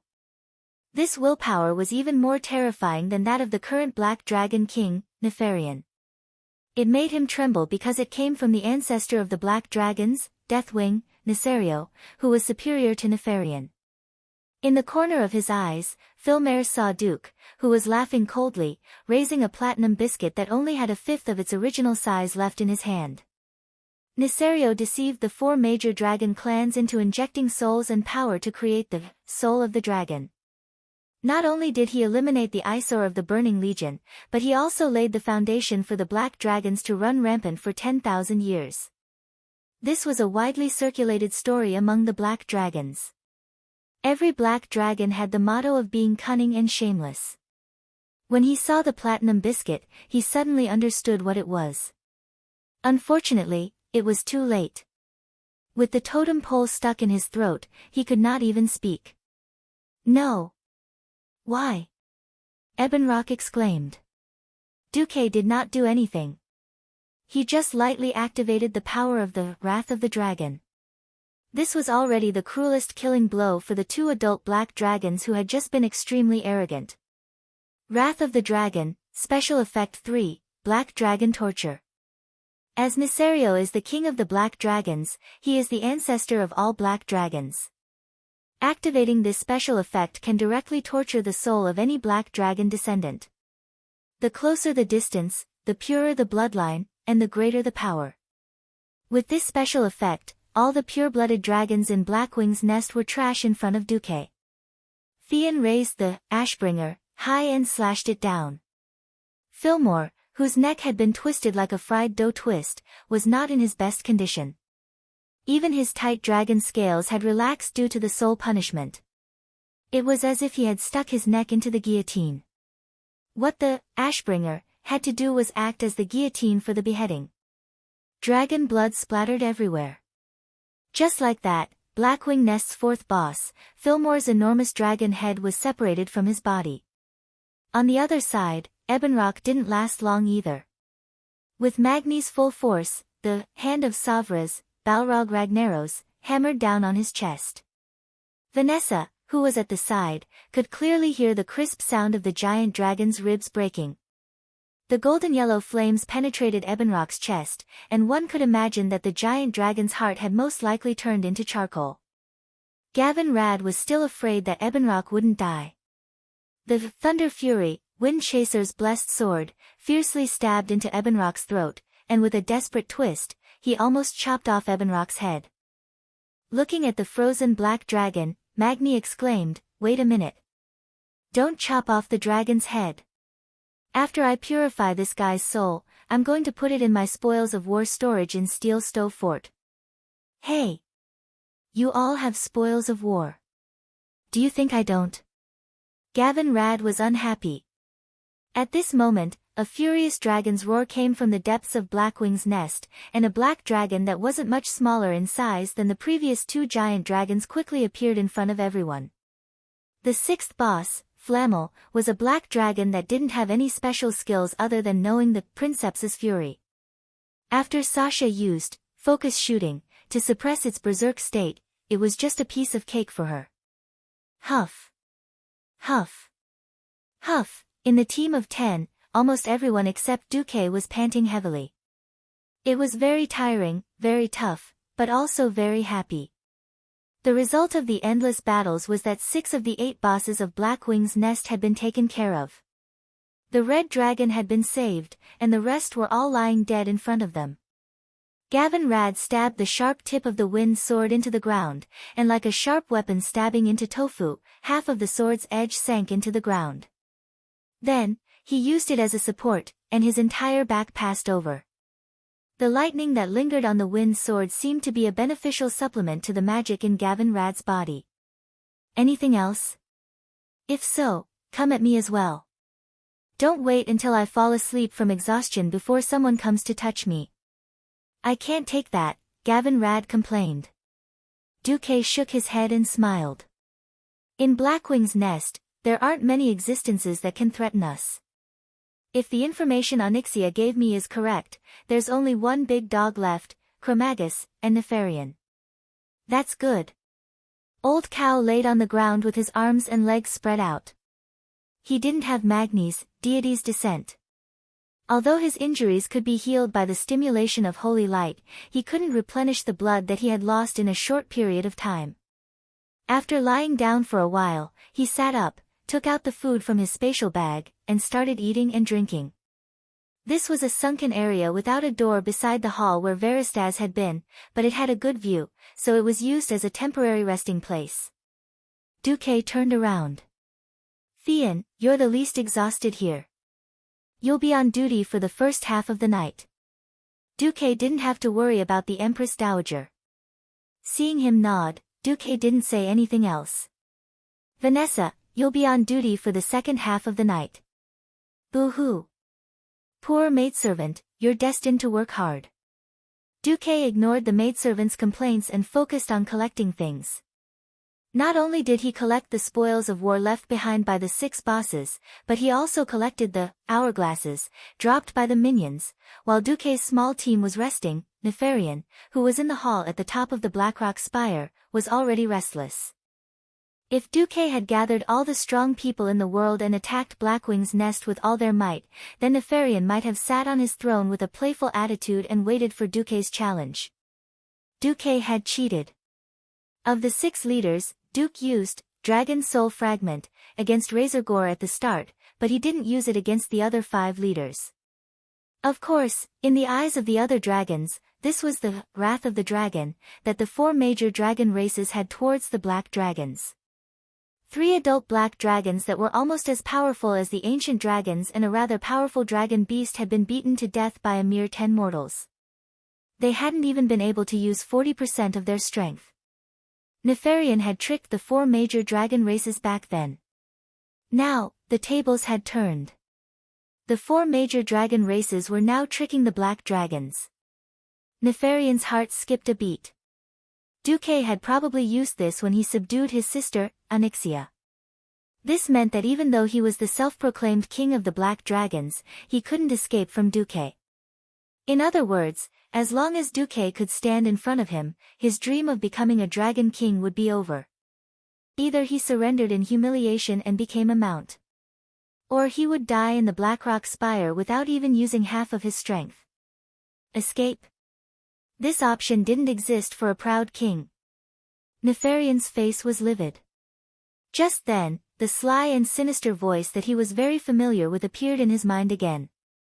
Chapter 1207. After Duque and the rest rested, they quickly advanced into Blackwing's nest. A brainless Blackwing goblin technician. 1 hit from the Fire Lord hammer. A tall dragon charging over with 2 swords. First, use Ashbringer to cut off its legs, then use the Fire Lord hammer to hammer it to death. A large group of black dragon whelps flying over. The wind sword directly activated its special effect, causing a tornado that dragged the whelps to the ground. Finally, the gangsters swarmed over. A lot of dragon scales and dragon skin. The more they advanced, the more uneasy Duque felt. This was too abnormal. If it was another enemy, perhaps Duque would think that the other party was shivering under the bed in the deepest part of the nest. It was Nefarian, the Chinibyu geek. In Duque's imagination, after Nefarian found out about the existence of Wrath of the Dragon, he would send his minions to attack the 10 of them at all costs to buy time.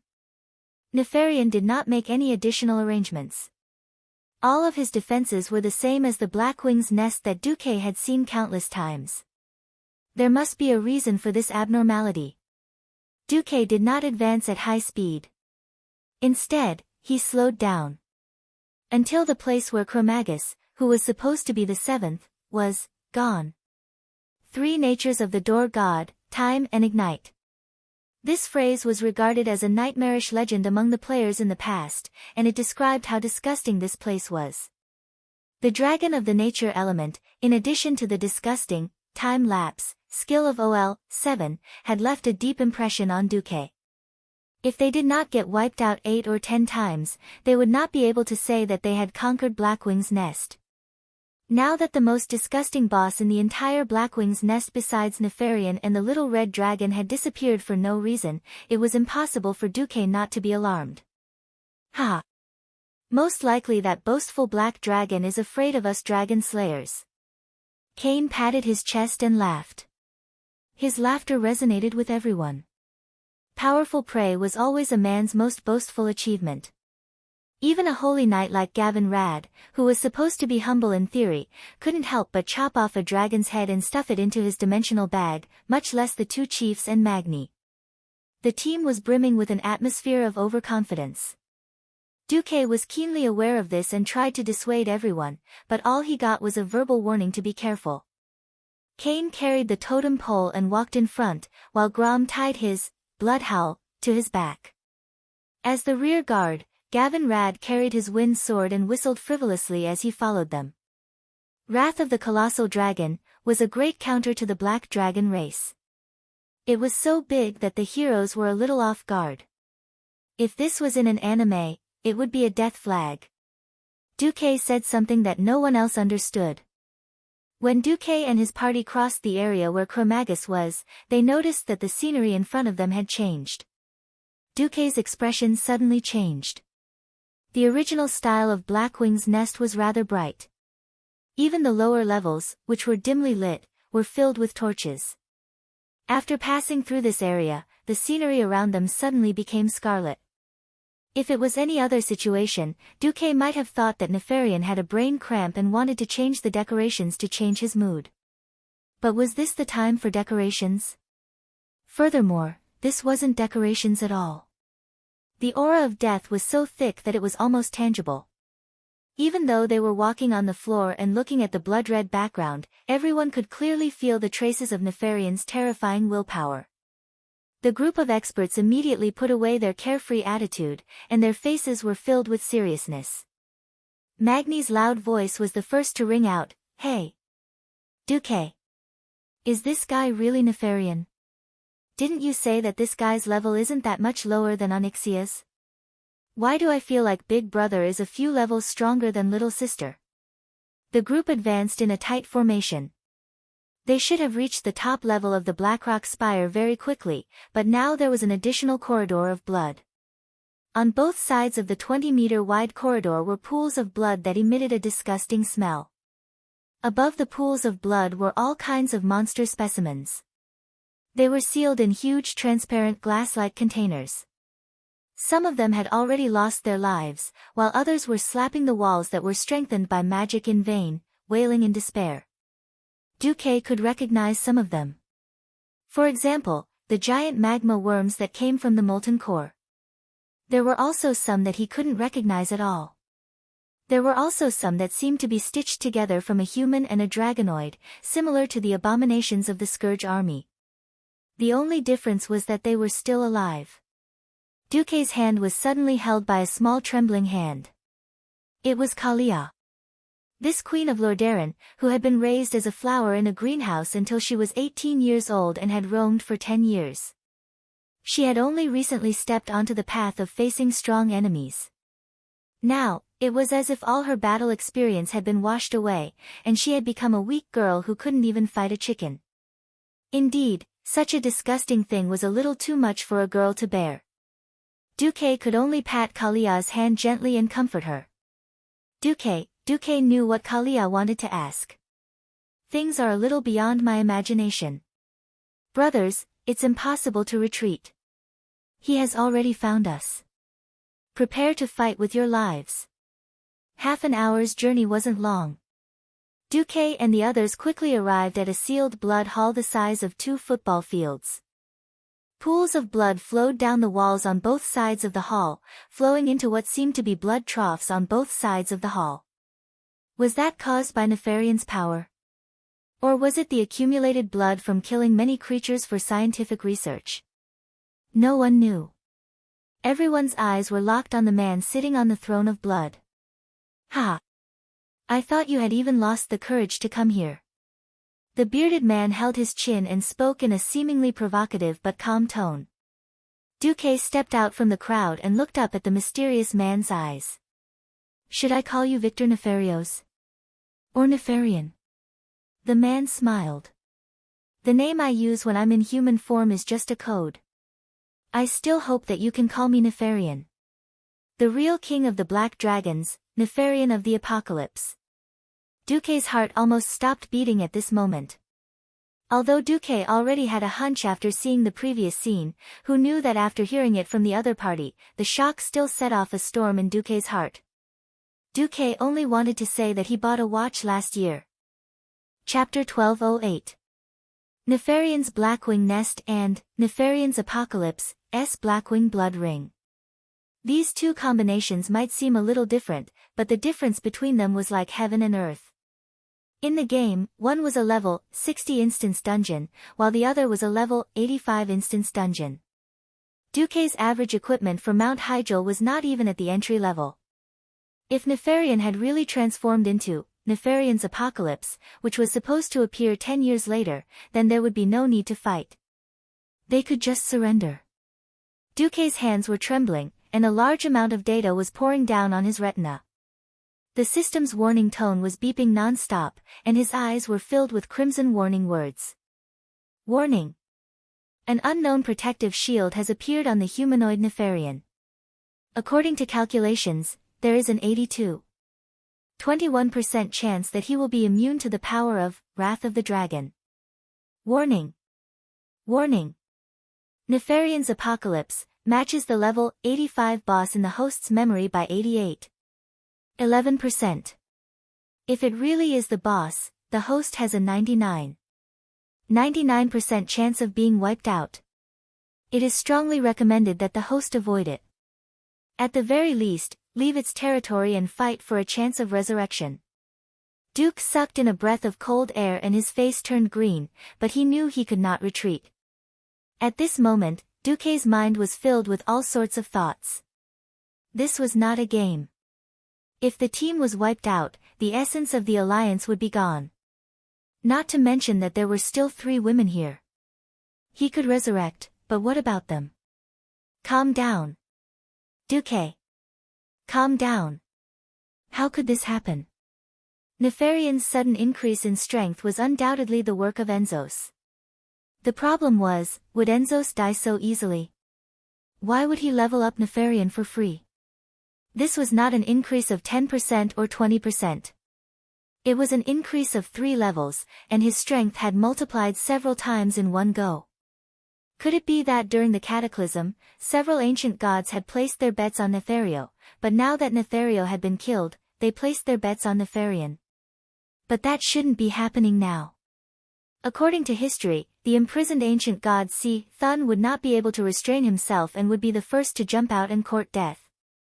As the first ancient god to go into battle, Thun's performance was remarkable, but it was precisely because of Thun's failure that Zoth and the other ancient gods bet on Deathwing Nisario to set off the cataclysm. Duque smelled a strong conspiracy.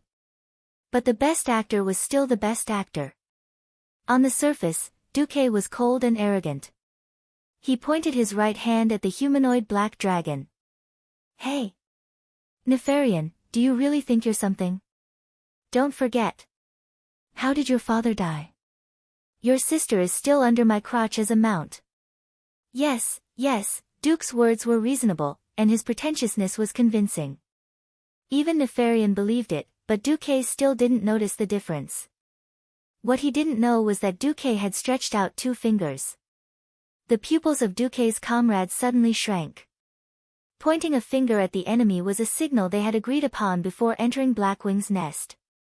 If only 1 finger was raised, then he would directly attack him without any discussion, and he could do whatever he wanted. If the index and middle fingers were pointed together, then it would be a big deal.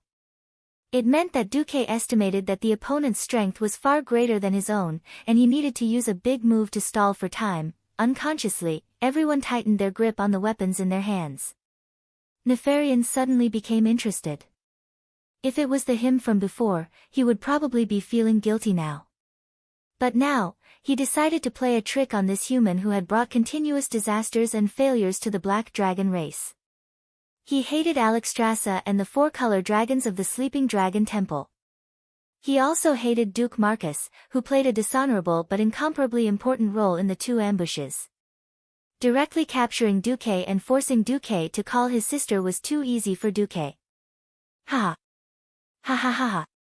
Interesting. I'll let you have a good taste of what despair is. Nefarian slapped the armrest of the throne. Suddenly, a huge iron gate fell on the gate that Duque and the others came from, blocking their way out. What a good way to close the gate and release the dogs. As Duque expected, from the 2 doors that suddenly opened on the left and right, a large group of dragon beasts suddenly rushed out of the darkness. There were only 2 colors, red and blue. Duque's eyes immediately narrowed into a line. Leave it to me. Duque's words made everyone who was ready to go forward stop in their tracks. Humph. Duque snorted coldly, and the magic circuit in his body was activated to the extreme in an instant. He did not know how long it had been since he had seen Duque attack like this. Even when he was beating up Ragnaros, Duque only concentrated his magic and carried out a torrent of firepower in stages. There were 256 hands of magic on each side, and what they set off was a magic storm that seemed to divide the world into 2 halves. The left side was ice, and the right side was fire.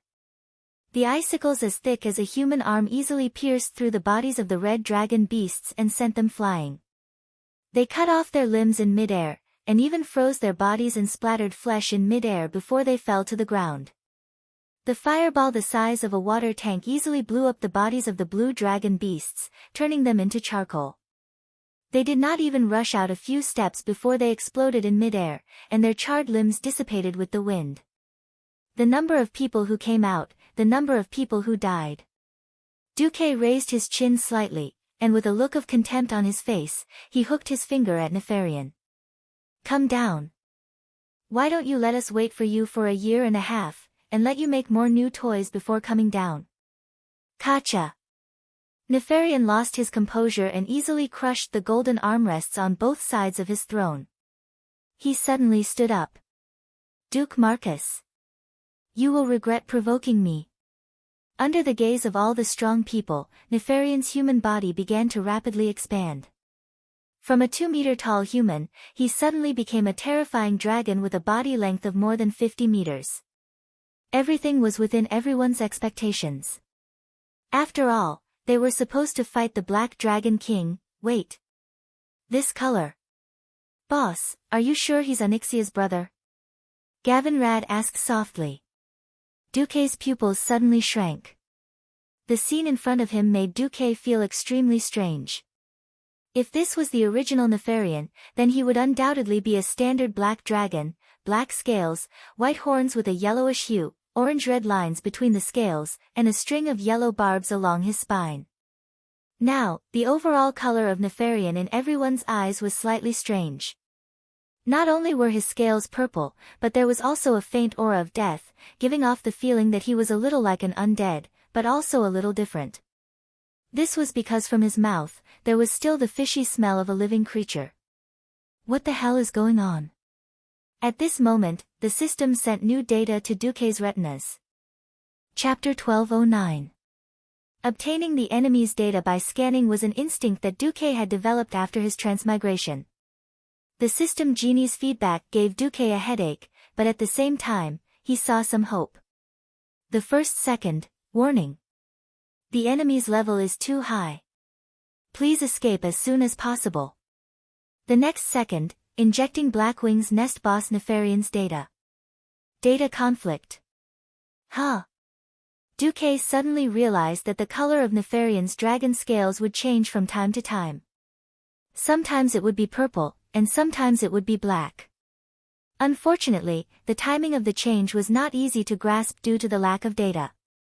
System, record the pattern of Nefarian's dragon scales color change, and calculate its period as soon as possible. If I'm not wrong, Nefarian's current power is not complete. When his power temporarily drops to the level of Blackwing's nest, it will be an opportunity. Just as Duque was about to reply to Gavin Rad, Nefarian had already charged over. At this moment, his dragon scales were purplish blue. Deity's descent. Duque shouted hurriedly. Magni immediately understood, and his body rapidly enlarged. He raised the Balrog hammer high and slammed it against Nefarian's dragon claw. Bam! It was a clash of power without any technique. The winner was Nefarian, whose power had skyrocketed. The onlookers could clearly see that Magni's enlarged silver body was being crushed like a pillar. Although he wasn't crushed into a biscuit, he was almost there. Nefarian clearly realized that he couldn't kill this strong dwarf warrior in one hit. He suddenly extended his dragon head and bit at Kalia, who was at the back. Don't ignore me. The ox-head chief strode forward, and the totem pole that was as thick as the pillar of a large house slammed down. Just the ear-piercing sound of it breaking through the air was very frightening. Kane missed. As if he had expected Kane, who was the number 2 tank, to come up, his snake-like dragon neck tilted at the last moment and dodged the attack. At this moment, the final move of the giant dragon's most terrifying close combat combo came. Nefarian's huge body suddenly turned horizontally, and his dragon tail that was more than 20 meters long smashed into the back row like a huge meteor hammer. Ha! Gavin Rad charged forward with the wind sword in his hand. He was prepared to face Nefarian's Firebird head-on. Unfortunately, he missed. The tail was like a rake with 6 huge bone spikes. It drew a strange wavy arc in front of Gavin Rad, quickly and gracefully dodging the paladin's attack, and mysteriously swept towards the middle row of Duque's team. That was where the close combat team was located. Ah! Vanessa cried out in surprise. She used her high agility to perform a beautiful backflip, narrowly dodging the attack. However, the other 2 in heavy armor were not so easy to dodge. Theon brandished Ashbringer, and a long, thin beam of holy light shot towards the dragon's tail. Nefarian chose to take it head-on, but at the last moment, he smashed his tail towards Grom. Humph! Grom leapt into the air. No one had foreseen that something unexpected would happen. Suddenly, Grom's entire body froze in the air, as if he was a picture that had been captured by a camera. His posture as he leapt, his mouth opened so wide that his fangs could be seen, and his bulging muscles, everything stopped. Duque suddenly reacted and yelled, "Hourglass! Hourglass? What hourglass?" Grom froze for half a second before he reacted. This was the deal he had with OL-7. Only OL-7's big dog, Chromagus, could make someone suddenly freeze in the air. Caught off guard, and because he was not mentally prepared, Grom threw the hourglass that could get him out of trouble into the deepest part of his bag. Suddenly, 2 huge hands of magic appeared beside him, trying to drag him to the side. Unfortunately, it was too late. Nefarian had already bitten him. Arg! Blood splattered everywhere. Under everyone's gaze, Nefarian succeeded in his forceful attack and bit off a small part of Grom's body. Lord Howl's entire left arm, left shoulder, and a part of his left chest were all bitten off. His companions could even see Lord Howl's still-moving lungs through the bloody wounds. Grom screamed in agony as he fell from the sky, forming a stark contrast with Nefarian's ferocious eyes. In the first round, one of Duque's main forces had lost the ability to fight. Save him! Almost at the same time as Duque's scream, several holy flashes and rapid healing spells were cast. However, unless it was a holy knight who sacrificed all his mana and energy to cast holy healing, the healing effect of holy light on large body parts was rather limited. Not to mention, Duque could already see that a large part of Grom's soul had been devoured in that instant. The loss of the soul was the most terrifying. Without the soul as a foundation, the body would not treat the missing part as a part of the body. This meant that even if Grom had the regenerative ability of a troll, he would not be able to regrow his left arm. What happened next confirmed Duque's judgment. Even with several beams of holy light, everyone was shocked to see that only the left part of Grom's chest had begun to heal, and there were no signs of a new limb growing out. Grom rolled on the ground in pain, but he was extremely stubborn. Even when he bit his lips until they were full of blood, he did not let out a single scream. He. Nefarian actually retreated after his successful attack.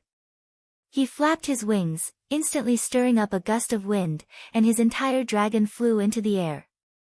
Duque noticed that Nefarian's dragon scales had turned black, and the veins between the scales had turned red again. Not only Nefarian, but even Chromagus, who was supposed to be a powerhouse in close combat, seemed to be terrified. He hid far away in a corner of the blood hall, while a large group of dragons swarmed over. They wanted to use their own blood and lives to exchange for precious time for their boss to catch his breath. Shameless. Sasha fired again and again. Duque and Elusia also kept firing. Unfortunately, they first had to deal with the army of dragons that were madly charging at them. Only then could they shoot the extra attacks at Nefarian, who was moving around in the air. The result was that the damage dealt to Nefarian was too low. Gavin, Rad and Tyrion tried to use their divine artifacts to attack from afar, but the effect was not good. Nefarian just kept moving around, focusing on dodging the attacks from the divine artifacts while taking on the rest. Everyone's pupils suddenly shrank. Their own weakness had been found out, which was that they had too many melee professionals and too few ranged attackers. About a minute later, Nefarian's dragon scales turned purple again. It was the triple dragon combo and doggies, time elapse, again. This time, Gavin Rad's Mount Hygel level plate armor was completely destroyed.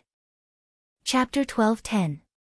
In this day and age, Paladin heroes were all capable of fighting, tanking, and healing. Although Gavin Rad was one of the weakest of the 5 Silver Sages, his equipment could be said to be extravagant. He would definitely have a share of Paladin equipment in every battle. Along the way, he had accumulated a wealth of battle experience. Even so, he still fell into Nefarian's trap. Nefarian's attack and defense attributes were greatly increased in the purple scale state. Coupled with Chromagus' most powerful and disgusting skill, time lapse, there was no way to defeat Nefarian. If Gavin Rad had not cast the Divine Shield spell that granted him 12 seconds of invincibility, Gavin Rad would have been a corpse. Only half of Gavin Rad's armor remained. There were 3 deep scratches on the back half of his armor, and even his undershirt could be seen. In a fit of rage, Gavin Rad tore off his wobbly breastplate. He now had gauntlets, leg guards, pauldrons, and a belt, but no armor. It looked ridiculous. "Boss!" Gavin Rad shouted. Duque frowned deeply. Suddenly, he made a decision. "Everyone, focus fire on Chromagus." Nefarian could fly, but he couldn't let this 2-headed molten hound do the same, right?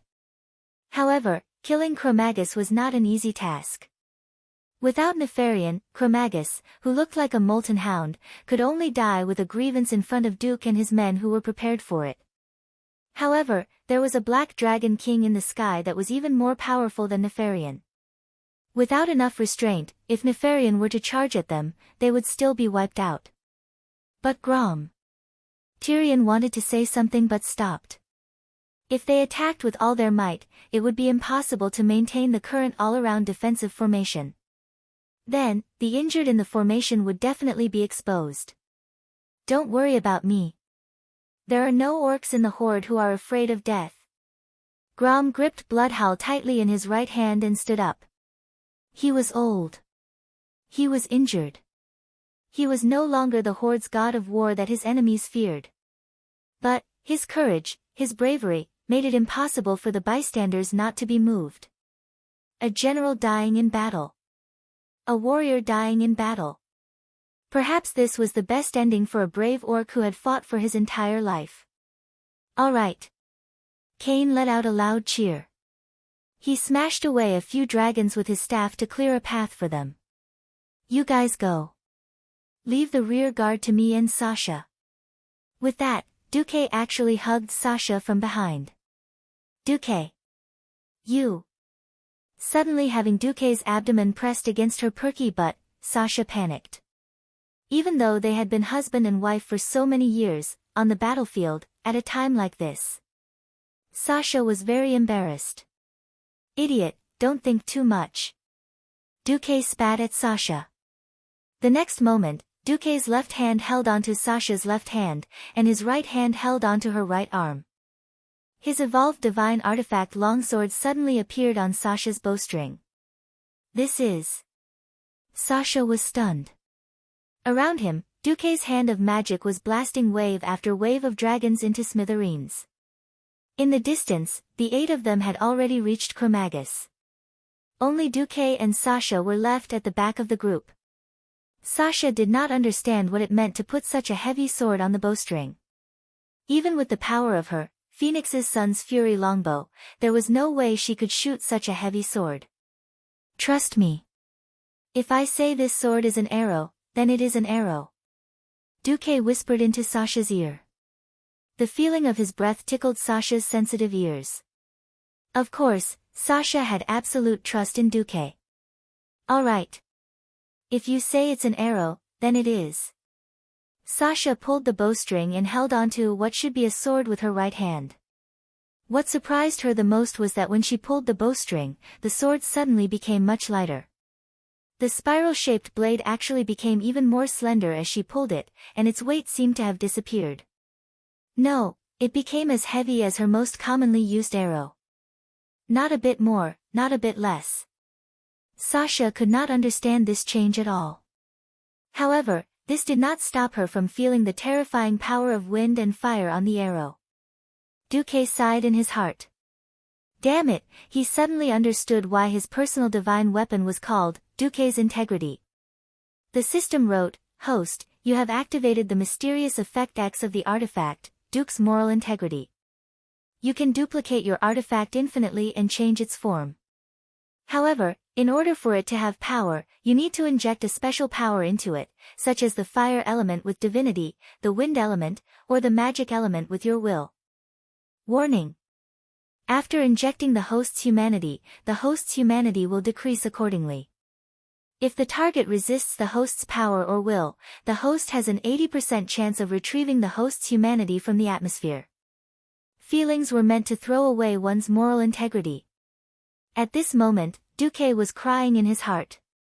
Sasha, aim and shoot. I'll make the arrow. Okay. The valiant and heroic female ranger hero had no idea what kind of price she had to pay for every arrow she shot out for the sake of her lover. She only knew that she had to do her job well. In terms of long-range attacks, Sasha was much more talented than the few close combat veterans. Her ability to predict was godlike. She could predict how Nefarian would fly, what dodges he would make, and even whether there was a chance for him to stop in the air. Previously, she could not threaten Nefarian because her attack power was too low. Now, with Duque's infinitely duplicated spiral-shaped arrows, she became the most terrifying cannon in an instant.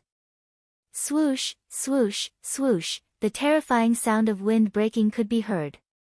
The arrows that could be completely ignored suddenly became killing machines.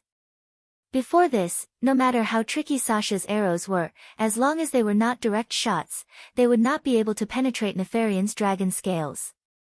At most, they would pierce the dragon's skin, but not its muscles. But now, it was completely different. Attacks that contained some divinity were Nefarian's greatest weakness. At the end of the day, the power that he had now was only forcefully stimulated by Enzo's dark divinity. If Nefarian's divinity was strong enough, he could use it to defend against this interference. However, although he was born as a demigod, he did not know how to use this power. In the end, it was Duque's divinity that interfered with Enzo's divinity, causing his body to become even more unstable. Arg, Nefarian was furious. Contrary to his usual behavior, he switched to attacking Duke first. In the end, Duque opened more than 10 teleportation portals in the narrow space, and brought Sasha through these portals. Chapter 12:11. If Nefarian was still the Black Dragon King, Duque wouldn't have dared to teleport. When a single magical element was concentrated to a certain extent, it would instinctively reject the existence of other elements. In Blackwing's nest, which was filled with shadow elements, Duque couldn't even teleport or receive magical messages. Now, Nefarian had accepted Enzo's divine power, which didn't belong to him. Instead, it interfered with Nefarian's absolute control over space. Although Duque couldn't break the spatial barrier to connect to the outside world, he could make use of Nefarian's weakness to create a few holes in the spatial rift for him and Sasha to pass through. Duque and Sasha's joint attack was very fierce. The arrows that were shot were high and low. Every time they fluttered and swayed, Nefarian felt like he was trapped by the arrows and unable to escape. It wasn't to the point of fear, but with his huge body, it was impossible for him to escape or dodge. The only result was that he was hit. Hit. Hit again. Nefarian had wanted to ignore Duque and Sasha and directly attack the small team of 8. After all, 100 meters was a distance that the Black Dragon King could cross in the blink of an eye. However, Duque told Nefarian with the hard truth that he shouldn't even think about it. Scram! As Nefarian rapidly approached, Duke's eyes, which had been half closed, suddenly opened when the Black Dragon's figure approached. His left eye burned with blazing flames, while his right eye flashed with dazzling lightning. Along with the vibration of the bowstring, an arrow that was a mixture of fire, wind, and lightning easily traversed 50 meters of the void as if it was teleported. It was like a sharp sword piercing towards Nefarian. Turning the sword into an arrow, and then turning the arrow back into a sword. Duque's move caught Nefarian off guard. Even though the Black Dragon King dodged the attack, the spiral conical divine blade projection still managed to leave a hole in his lower abdomen. The divine blade projection passed through his abdomen diagonally, and left a large hole in the Black Dragon's left bat wing. Ah! This time, Nefarian panicked. He was really panicking. He didn't expect Duque to be able to injure him when his attack, defense, and speed had been greatly enhanced. To a demigod-level Black Dragon with an incomparably tenacious life force, this injury would at most be a minor injury. However, an injury was still an injury. The heavens had bestowed upon him a powerful defensive ability, but at the same time, it had ruthlessly cut off his recovery ability. Although it was just a small wound, it would take at least 10 years to completely heal without any external help. You! How dare you hurt me? Nefarian screamed in amusement. Duque bared his teeth. If it weren't for Onyxia's surrender, I would have hung the heads of your family of 3 on the Wormrest shrine. Bastard, Duque blinked. Should he say? Did the Black Dragon clan walk the path of nobility? How could they scold others so elegantly? Back and forth, it was just the same few sentences. Sigh. It really couldn't compare to the national quintessence of the Celestial Empire. He would spit out 18 words for 3 seconds at a time, and there were no repetitions. Cough, cough. Speaking of which, Duque's side had effectively restrained Nefarian, and he had also surrounded the various dragon beasts. The morale of the small team of 8 was immediately boosted. Especially Lord Howl. In order to prove that he wasn't an injured person, not a burden. Lord Howl was practically hacking at the big dog Chromagus with all his might. If it weren't for Duque giving Lord Howl an illusion, making the big dog look like there were 2 Magunis holding axes and looking at it, and also not helping Lord Howl change into an illusion, the big dog would probably have made Lord Howl its primary target and chased him all over the street. At this time, Duque's strength and all-roundness were on full display. A large number of illusions ran all over the street, and each illusion had a certain amount of magical energy, and even holy light. Gavinrad was tongue-tied as he watched 3 Gavinrads hacking at the dragon beasts with their wind swords, and then they were all killed by the dragon beasts. Hey! I'm not that weak. Shut up. Do you want all the monsters to know that this is your real body, and then cut your ass off? Duque's angry scolding shut Gavinrad up on the spot. Although Chromagus, time lapse, was effective everywhere and could freeze a person at any time, there were too many targets, and the big dog was starting to feel a little powerless, especially when it looked and sensed that there were now hundreds of mortal heroes running around it. A divine artifact was a divine artifact. When the number and quality of divine artifacts accumulated to a certain level, it would become a qualitative change. It was true that Chromagus was fully armed. Its armor was made of the toughest source substance of this era, and ordinary epic weapons would be deflected in a matter of seconds. Unfortunately, it had encountered a group of unreasonable fellows. Wah! Under the avatar state, the enlarged Magni leaped high into the air. His body weighed more than a ton, and with the acceleration of gravity, Savra's Balrog Ragnaros' hand burst out with a blazing light like the sun, and like a falling mountain, it smashed into one of Chromagus's heads. The direct result of this full-force blow was that the big dog's left head almost immediately exploded, like a rotten watermelon that had been smashed with a stick. The big dog tried to retreat in pain, but at this moment, Theon suddenly took 3 steps forward, and, Ashbringer, condensed an even more violent sea of holy light. The next moment, all the golden light in the sea of holy light poured into the big dog's broken head. A whoop, the golden light spread throughout the big dog's body. Since they were taking advantage of its weakness to kill it, of course they would not leave Lord Howl and Gavinrad out. The two of them worked together to create a huge wound on the big dog's right hind leg. Then, the Minotaur chief leaped high into the air and stabbed a totem pole directly into the huge wound. As if stirring, it began digging in the wound. Awoo! The remaining head of Chromagus kept howling. Its howls were also urging its master to work harder. Nefarian also wanted to, but his side was in more trouble. This was because various holy wills were piercing into his soul through the arrows.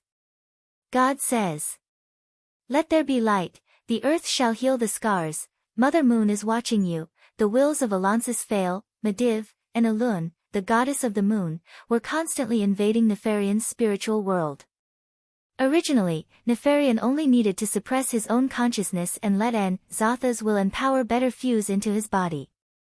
Now, he had to work hard to separate the entangled wills and choose the most suitable power for himself to maintain his strength. Nefarian's situation was not good.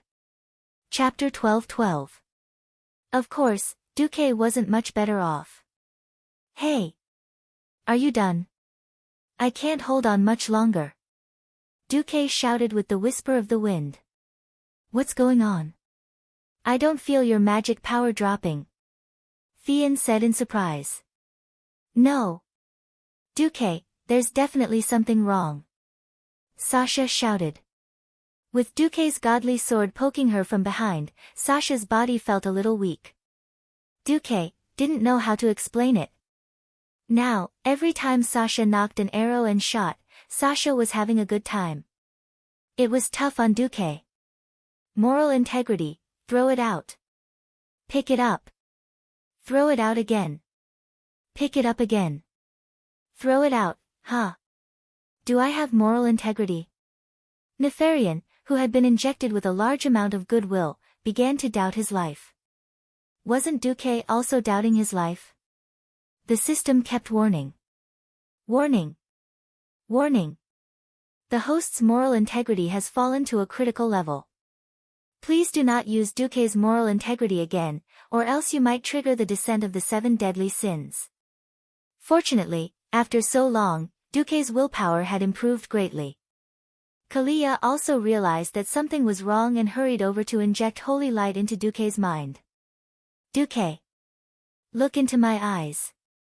Think of the happy times we had together. Kalia gazed at Duque with her clear and pure eyes.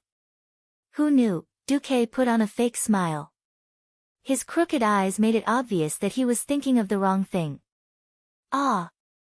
Duque suddenly realized that his left and right waist had been attacked at the same time. It was Sasha and Kalia. He felt pain, and then his mind fell into a trance again. In the distance, Nefarian fell head first, struggling and rolling on the ground. This was because what Duque had shot into the black dragon's body was not only the will of the three good ones, but also a prophetic dream. In the dream world, Nefarian was harvested again and again.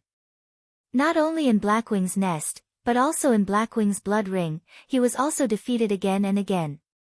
The dragon head was put on display in Stormwind City, Steelforge, Dalajan, and Lordaeron. The sorrow of being whipped after death and the despair of his soul falling into the abyss filled Nefarian's heart. Now that Nefarian and Duque had both fallen into mental confusion, the strongest fighters on both sides were temporarily eliminated from the battle. Originally, Magni and the others were prepared to lose the cover of Duque's magic. However, the hand of magic in the air continued to fire, accurately and effectively eliminating the dragons that were rushing out. Duque's multicasting mechanism is different from ordinary wizards. Perhaps this is why he is a Breaking Dawn wizard of all elements, while we are still unable to break through our own limits, Elusia explained. Forget it. Don't worry about it. Kill the big dog first. The macho men attacked with all their might. The dazzling special effects of their weapons flashed with terrifying light. Go, Magni took the lead. He raised his Balrog hammer and began to charge at high speed. This time, he aimed at the big dog's remaining head. Awoo! Chromagus used his skill to ignite Magni. Unfortunately, under the effect of Deity's Descent, the Dwarf King's skin was as thick as a city wall. No matter how much the flames on his body crackled, they did not do much damage to him. The big dog saw the flaming hammer rapidly expanding in its sight. It instinctively shrank back, but it was too big and too slow. The Tauren beside it ruthlessly smacked its totem pole. This made the big dog's head feel as if it had delivered itself to the door and installed the Balrog hammer on it. The flames of the Balrog hammer, the lightning of the wind sword, the golden flames of the Ashbringer, the radiance of the Bloodhowl. Finally, while Duque and Nefarian were down, the group eliminated all of Nefarian's fighters in one go. Come on! Slay the dragon! Gavinrad yelled as he activated the Dragon Slayer enchantment on his sword. This enchantment specifically targeted dragons could significantly increase the damage dealt to Nefarian. Just as the others were about to charge at Nefarian, an evil will descended upon them. Hee hee. And Zotha's cold laughter and low voice haunted everyone's mind like a nightmare, making them dizzy. Humble, honest, compassionate, brave, just. When faced with a test of willpower, the Holy Knights were always the first to pass the test. Tyrion and Gavinrad roared, allowing the holy light on their bodies to benefit their companions. Soon, the three strong male warriors woke up, followed by Elusia, Sasha, Kalia, Vanessa, and Duque. No one expected Zotha's will to disappear as quickly as it came. It was as if he had just appeared for fun, disappearing not long after. In front of them, an event that no one expected and had never appeared in the original history happened. Nefarian's huge dragon body disappeared, and was replaced by the human form of Victor Nefarios. Ha! At this moment, Duque was dumbfounded. No matter which part of history it was, there was no record of Nefarian fighting in human form. Should he say that he was indeed the butterfly that destroyed history? Nefarian, no, he should be called Victor now. However, Duque still preferred to call him Nefarian. Nifa took out a huge two-handed sword from the void. It was a sword with two dark red dragon heads as the handle, and a strange dark red trapezoidal blade as the body. Duque would recognize it even if he turned into ashes. Ashkandi, Sword of the Brotherhood. Back in the game, countless players fought over this eye-catching two-handed sword. The demonic red light, the cool dragon patterns, and the mysterious runes were all sought after by the players. The two capital letters, A, L, were engraved on the hilt of the sword, which added to the imagination of the sword's origin. Some said that it was Anduin Lothar's backup weapon, while others said that it came from the Brotherhood of the Iron and Horse. It was impossible to verify the details. However, there was one thing that was often mentioned, and that was, once Al is out, there are no more brothers. Nefarian, who had turned back into human form, stood up with the sword of the Brotherhood. He seemed abnormal. The power of the shadow was rising from his body, but there was also the evil glow of the ancient gods. Ha ha ha. You're finished. Mortals. You can't kill me. Otherwise, your world will face the most hopeless destruction. Ha ha ha ha. Nefarian said nonsensically. This made Duque and the others frown. Duque sneered, oh. Then we should stretch out our necks and let you kill us. Yes. Exactly. This is the final fate that mortals like you should face. Nefarian held the huge two-handed sword with one hand, and his entire body swayed. It seemed that he would self-destruct soon without Duque's help. Chapter 12-13. While I still have time. Kill him in one go. Magni roared. Magni's, deity's descent, was useful, but it had a time limit. Even though he was the number 1 dwarf, Duque had calculated that he could only maintain deity's descent for 5 minutes at most. Why did it seem like he could maintain it for at least 10 minutes each time? Magni was more sneaky than the average dwarf. This talented dwarf warrior had the ability to adjust his own defense like he was breathing.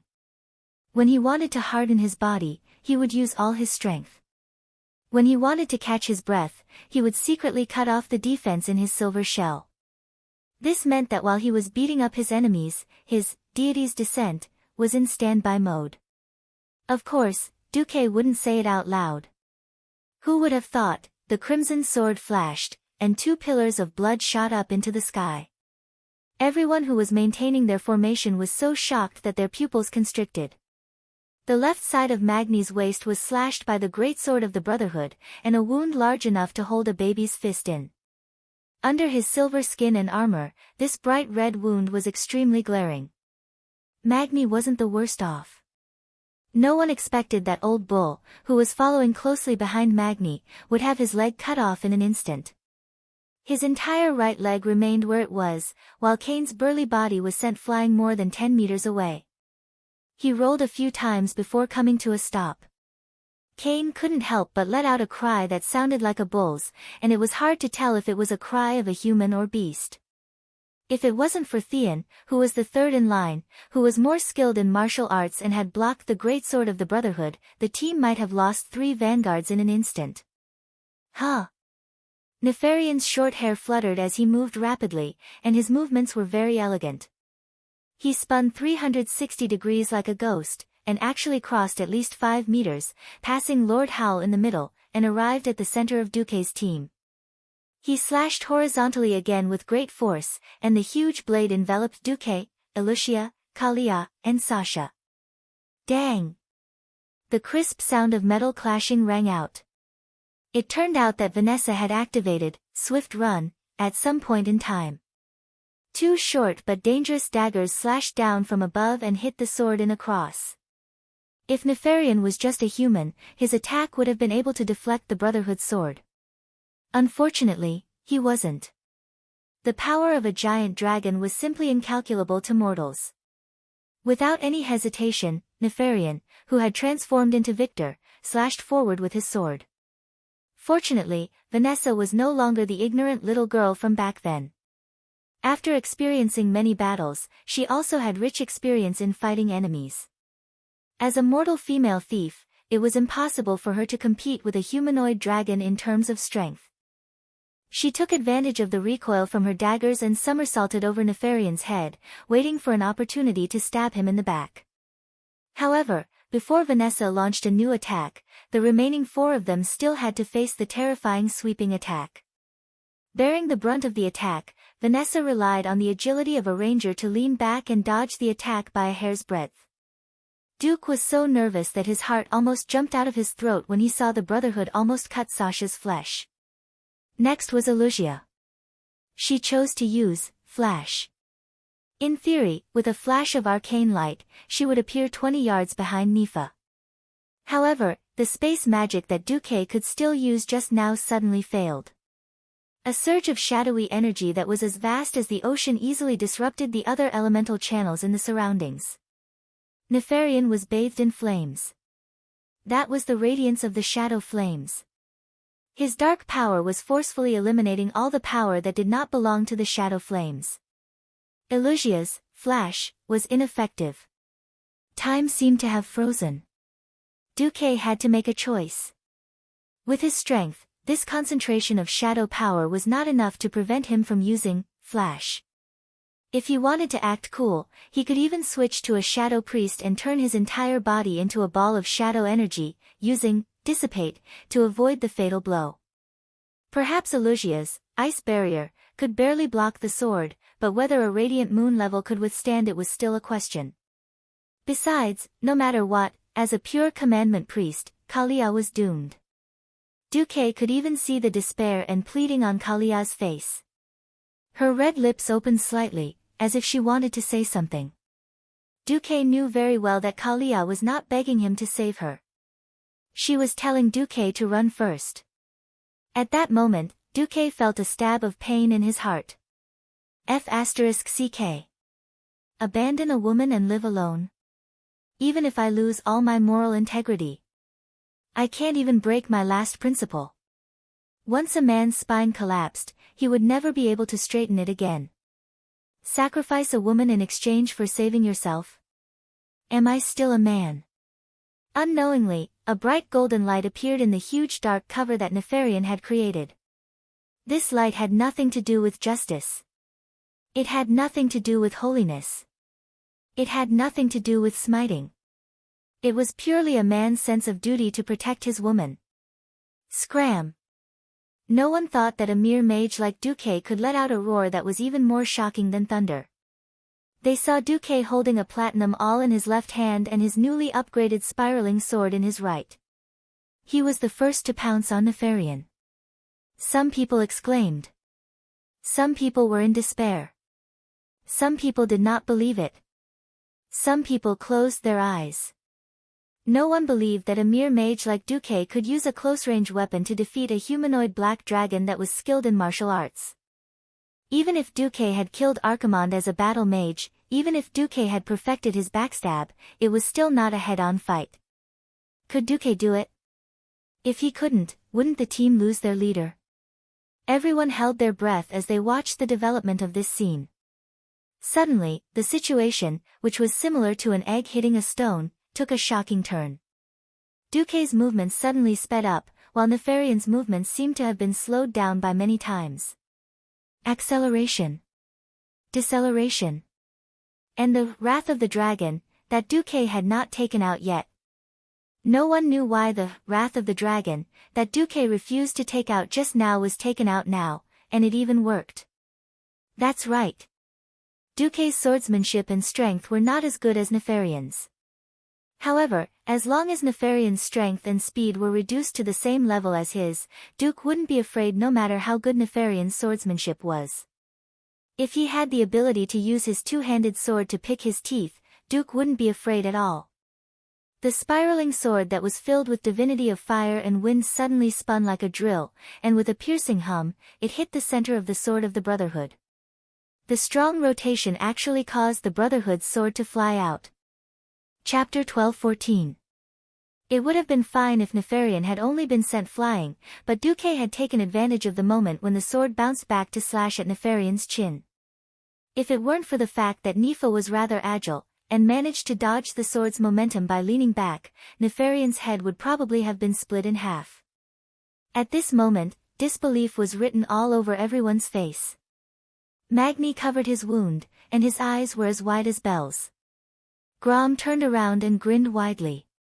Gavinrad, who had rushed over, slashed with his sword, but Nefarian dodged it with a quick retreat. The Black Dragon King's dodging was too big. It was like a sliding step, and he slid back more than 10 meters while maintaining a half-squatting position. Impossible. How did you know?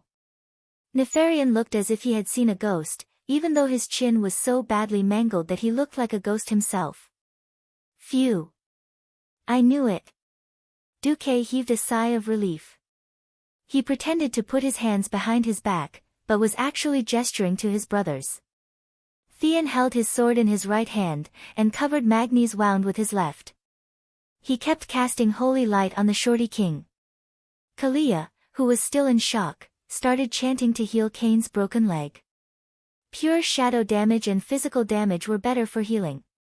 Old Bull's body trembled, and he pressed his broken leg against his wound. He had seen too many of his brethren lose their ability to fight because of injuries. In times of peace, if there was enough food, they would still have a good ending. However, in times of war or when there was a lack of food, they would have to end their own lives. Kane had no other thoughts. He only hoped that his broken leg could be reattached. Even if he could no longer fight, he could at least work. No. My power is not enough to expel that shadow power. Kalia cried. Old Bull's eyes turned red. He panted heavily and snorted. He propped himself up with the totem pole. Grom. Do you still remember what I told you before we started the battle? Shut up. The battle is not over yet. If you want to say something, you should say it yourself. I will not be the sinner. Grom was also panting heavily. Enough. Duque suddenly yelled. I will heal your leg later. With a snap of his fingers, a clear liquid immediately appeared out of thin air and wrapped around the old cow's broken leg and wound. That wonderful ball of water kept spinning clockwise, but in the blink of an eye, it was completely dyed red. Kalia was shocked. He will lose too much, I know what to do. Duke held the spiral sword in his right hand and the obsidian queen in his left as he walked towards Nefarian, who was in a sorry state. Beside Duque, Gavin Rad, Grom, Vanessa, Elucia, and Sasha followed closely. Let's end this. Nefarian, you have at least 3 options. Duque approached Nefarian with a cold expression. 3 paths? Ha! Ha ha ha ha! Nefarian struggled to get up. Scarlet blood stained his black hair.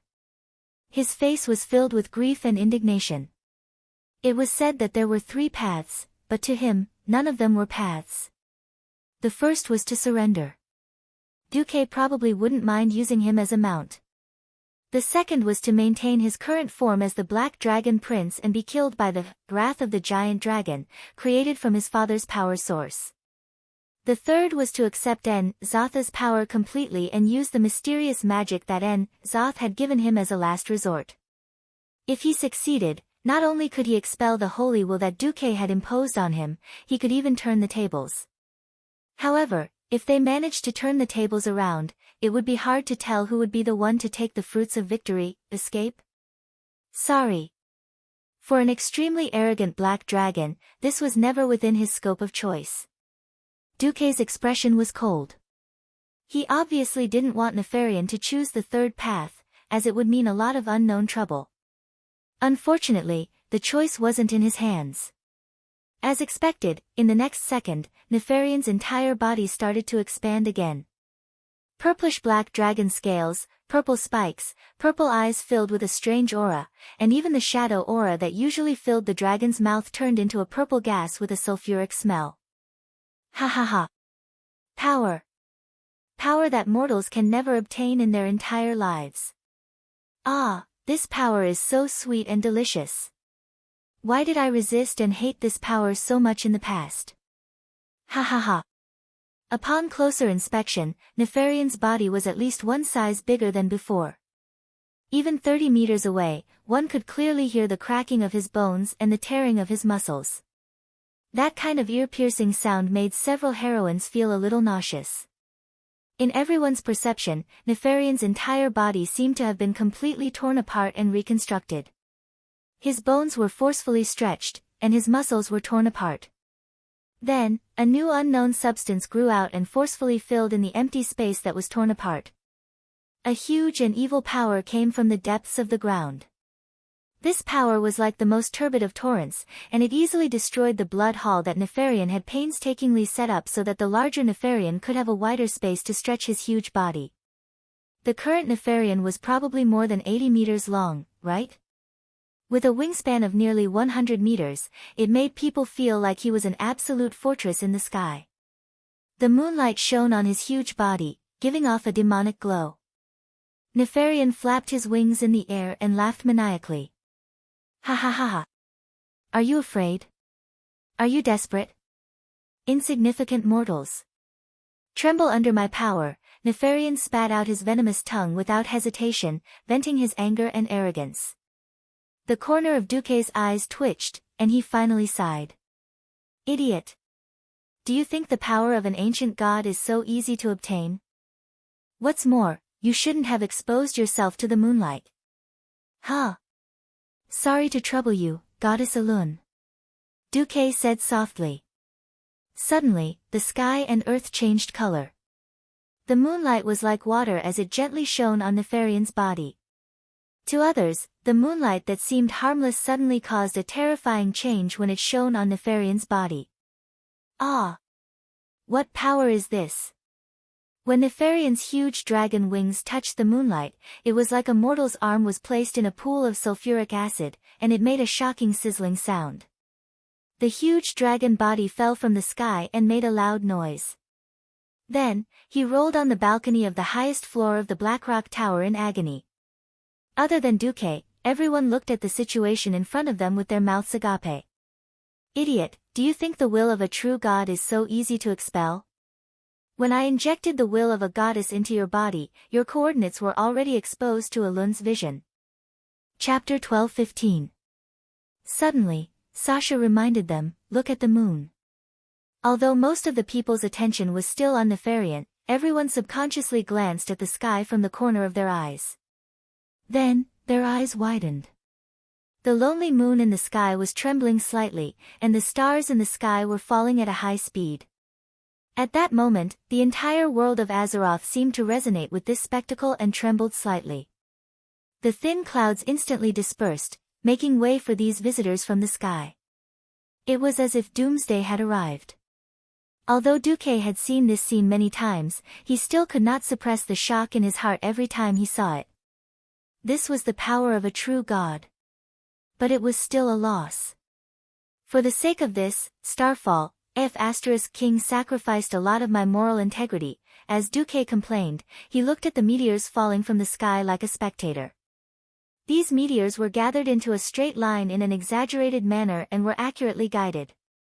They drew a sharp line of fire in the sky at high speed, and in the end, all of the lines of fire ended up on Nefarian's body. The overly inflated body weakened the Black Dragon King's agility. He tried his best to twist his body, but because he could not adapt to his new body, it led to the most despairing result. Every meteor landed accurately on Nefarian's back. The first two were blocked by the evil magic that erupted from his body, but from the third one onwards, he could only block it with his flesh and blood. Bam! Bam! Bam! Like the beating of a drum, or like an earthquake, the huge impact hit Nefarian's huge body. The terrifying impact even traveled along the ground to the feet of Duque and the others.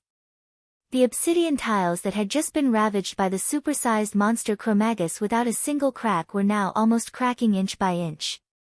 The entire ground was like a tsunami, moving up and down along with the huge tremors. Other than the especially nimble Vanessa and Sasha, no one else could stand firm in this kind of tremor. Seeing the terrifying meteor fragments flying in all directions, the only one who still had the energy to attack was Sasha. However, even after 11 meteorites fell, Nefarian was still alive. He stubbornly raised his head and stared at the sky. If the murderous glint in his eyes could be turned into a weapon that could cross the void, he would definitely destroy Elun first. Not enough. Duque's face was ashen. He would definitely be heavily injured, but there was always a chance. If Nefarian really managed to survive and become a complete Nefarian's apocalypse, things would get out of hand. Although the moon goddess Elun was a goddess of the righteous faction and had a large number of believers, she should be the same as the Dragon King of Dreams, Isra. There was some kind of restriction that prevented her from displaying her full power in the mortal world. Duque had shamelessly slapped Tyrant many times before Tyrant had the cheek to beg Elune for a one-time divine spell. Duque was not Elune's chosen one. There was too much evil in the world, and Elune could not give him any more support. That was already the limit. Then, the deciding factor would be the last falling star. At this moment, Nefarian no longer had time to care about Duque. All of his attention was focused on how to deal with the last and strongest meteor fall. At this moment, attacks that could make him feel threatened came one after another. The raging flames of the fire demon's hammer. The peerless wind and thunder of the sword of lightning. The bright holy light of the Ashbringer. The three powers combined into one and blasted into his right rib, causing him to let out a miserable cry. This was not the final attack. The most important thing was that the person who had appeared at the bottom of his throat had appeared.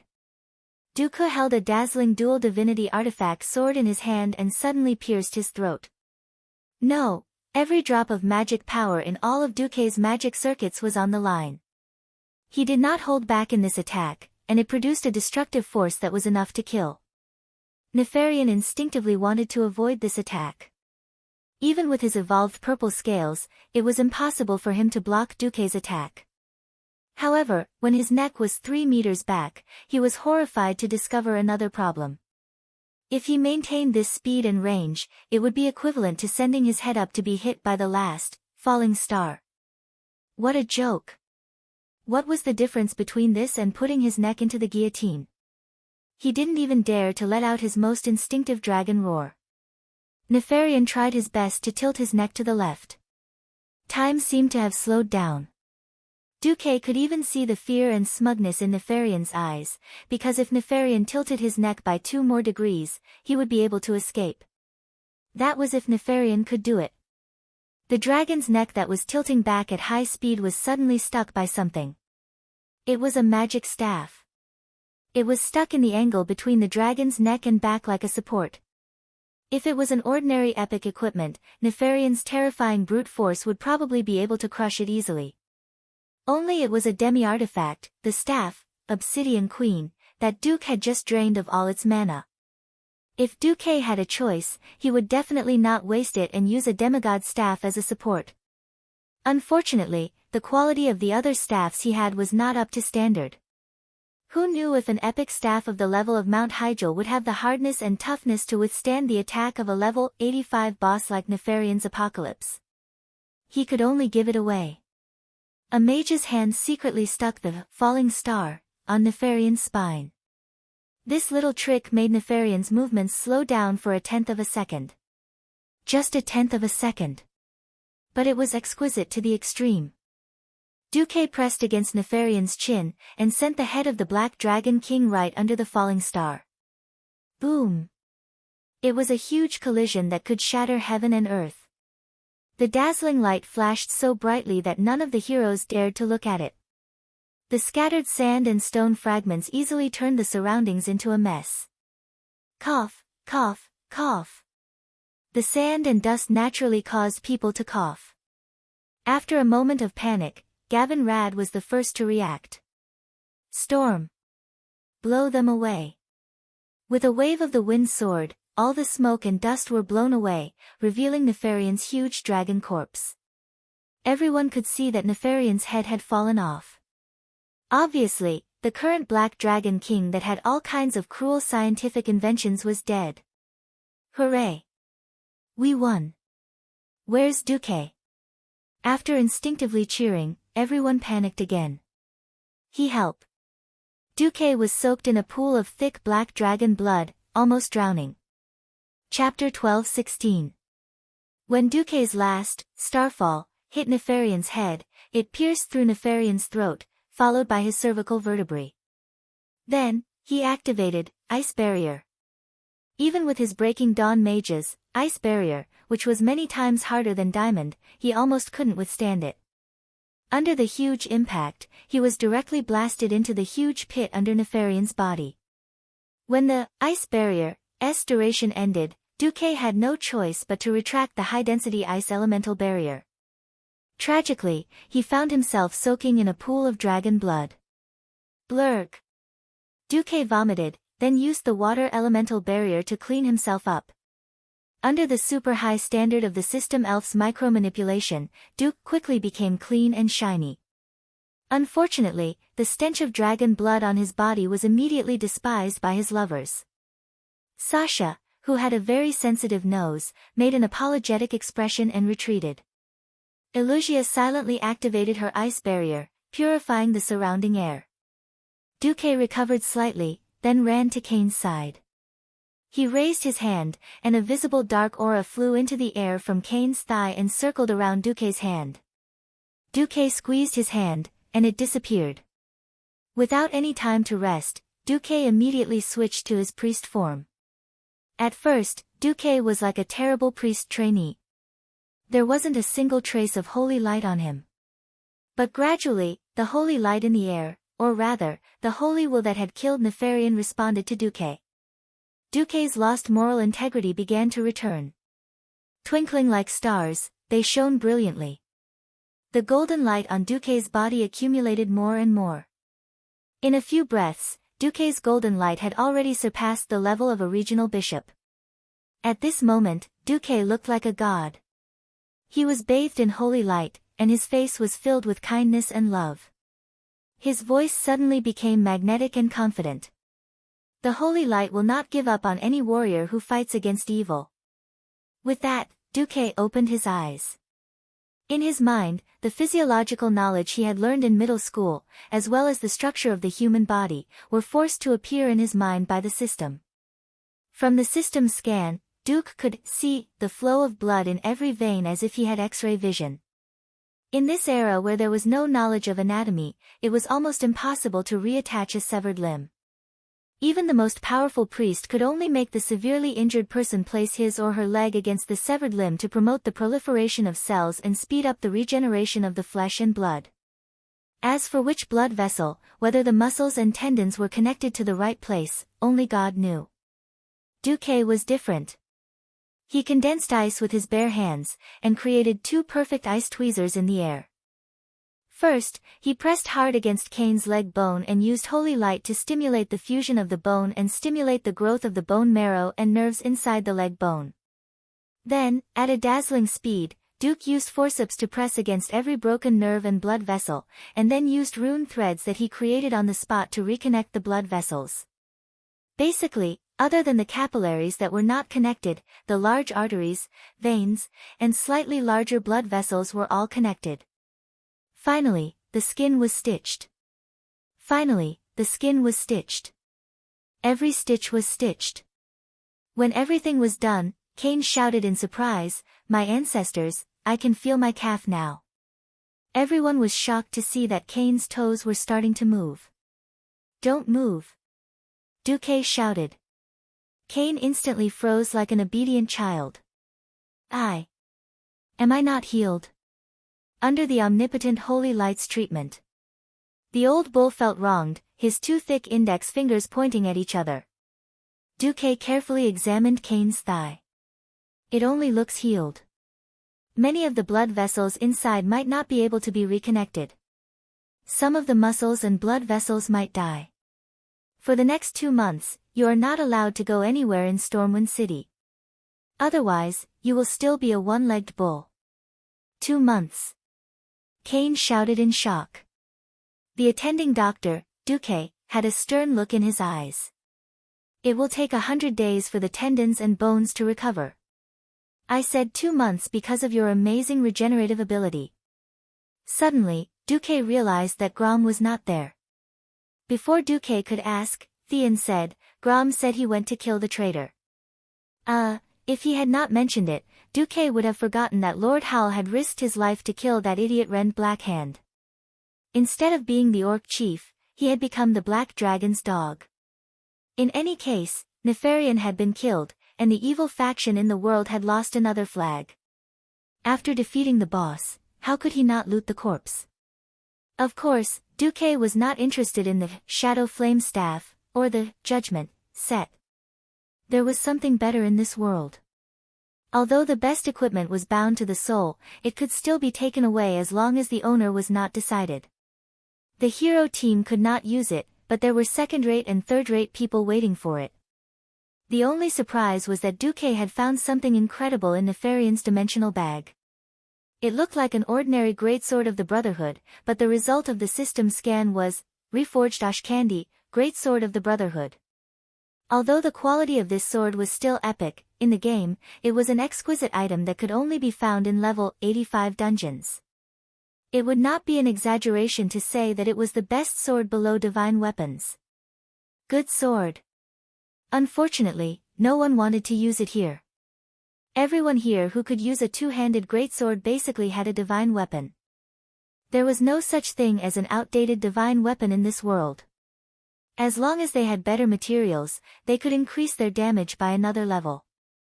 That was why no one wanted it, so they simply left it to Duque to handle. Duque casually put away the greatsword and looked at his palm. At this moment, 3 gloomy flames floated in the air less than 5 centimeters above his palm. The divinity of fire and wind and thunder were collected earlier, and the new divinity of shadow was the spoils of war from killing Nefarian. Duque did not expect that he would have such a high affinity with the shadow element. Now, it was Duque's turn to be troubled. In this world, even the moon goddess Elun, whom he was most familiar with, would not tell him how to become a god. That was because every path to godhood was unique. But even a fool knew that the more types of divinity one obtained, the harder it would be to integrate them all. Moreover, a god with fire, wind and thunder, and shadow. What kind of god was this? Duke's head started to hurt. Just as Duque was thinking, Grom, who was covered in blood, returned.